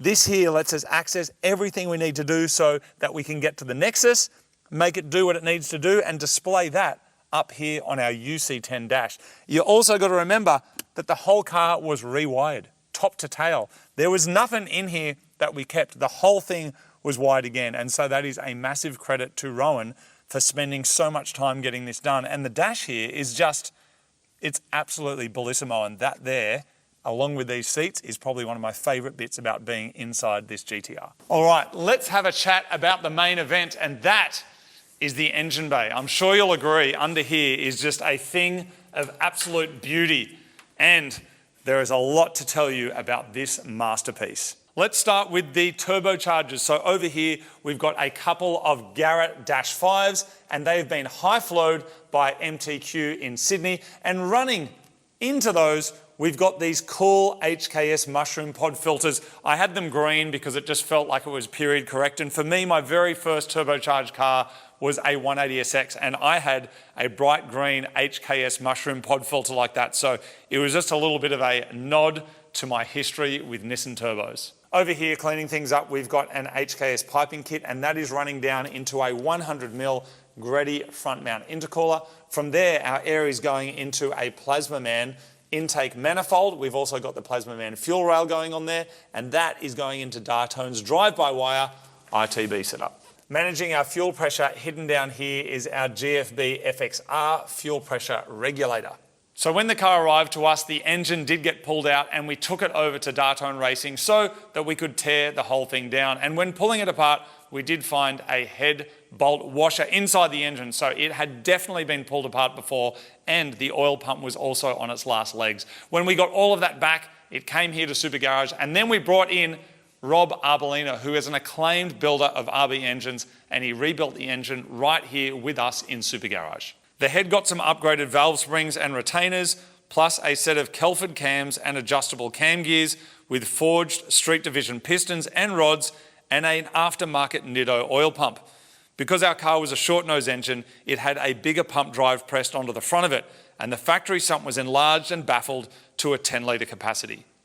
Down here we are running a PRP trigger kit, and up here a PRP coil kit. We've got R35 coils, and hiding down here we've got an alternator from an LS1, just to keep all you V8 fans happy. The previous owner in Japan had removed all of the air conditioning completely because race car, but it was something that we wanted to try and put back in there. So we've installed a Frenchie system. This is a true bolt-in system that actually comes with all of the components that we need and is way more compact and way more tidy than the original factory system. And so all of this here means that we're in Australia, eventually we can have nice, cool air conditioning as well. We also installed a Frenchie's power steering kit. It's also way more simple than the complexity of the power steering kit that was put in this car in the late 80s. And like the air conditioning, it's a true bolt-in system and helps us completely delete the high CAS. And running the whole thing, because we had to rewire the car from scratch, is a Haltech Nexus. That is a PDM and an ECU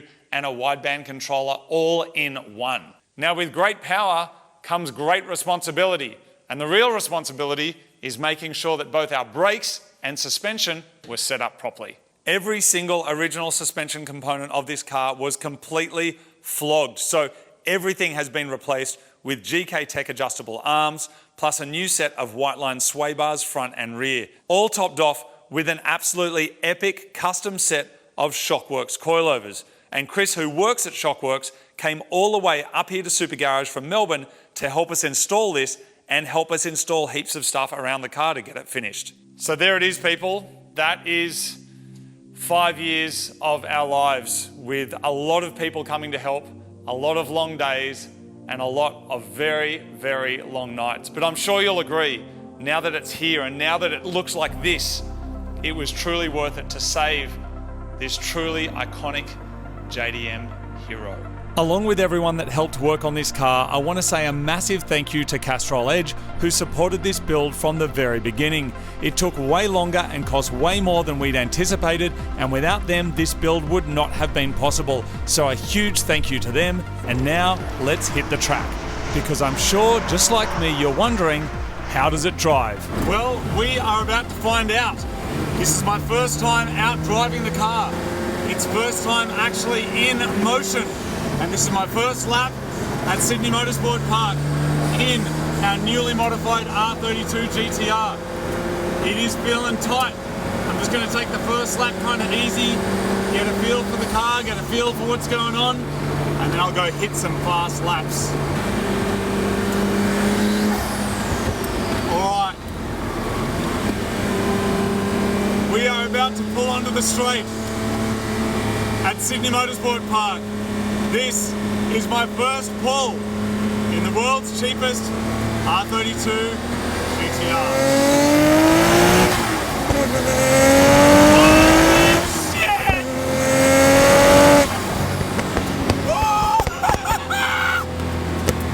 Oh, it's incredible! And listen to it! What an absolute monster! It feels so good, so planted. Getting some speed up here. Oh my God. The brakes are face melting. just so poised.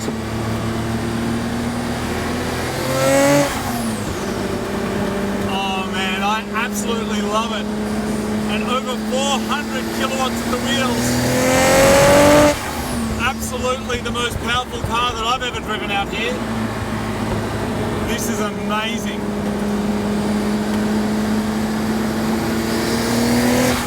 Wow! Just quite incredible how quick the car feels, how planted it feels on the track. Yeah, it is quite incredible.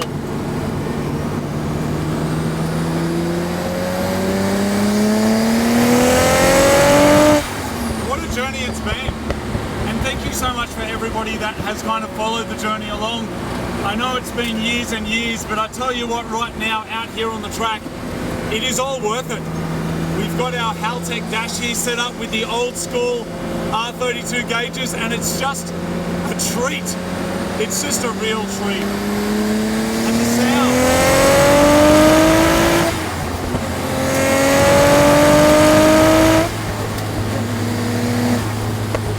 That's getting up near 200 kilometers an hour. That'll do it, I think. Just can't get the smile off my face, people. What a treat.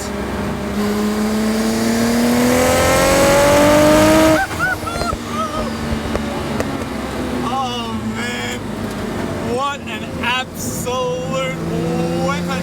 And the boost comes on strong, comes on hard, braking's confident, suspension's confident.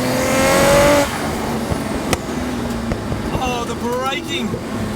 Out comes the back. Four-wheel drive saves it.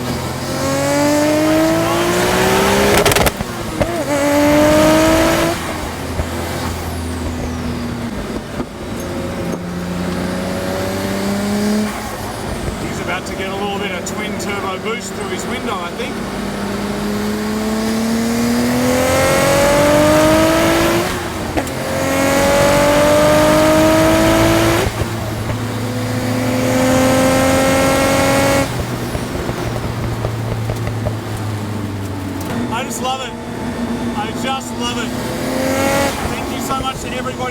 So much time and effort, so many late nights helping with this build. I appreciate you all so much. Thank you so much. You've given me a massive smile and I really appreciate it, so thank you. And of course a massive thank you to Castrol Edge, who supported this build for so many years. We really appreciate it. Thank you very much. And I'm so excited now to see where the car takes us, so thank you very much. And we'll look forward to seeing some more GTR content on the channel soon. It's been an absolute blast. Thank you so much.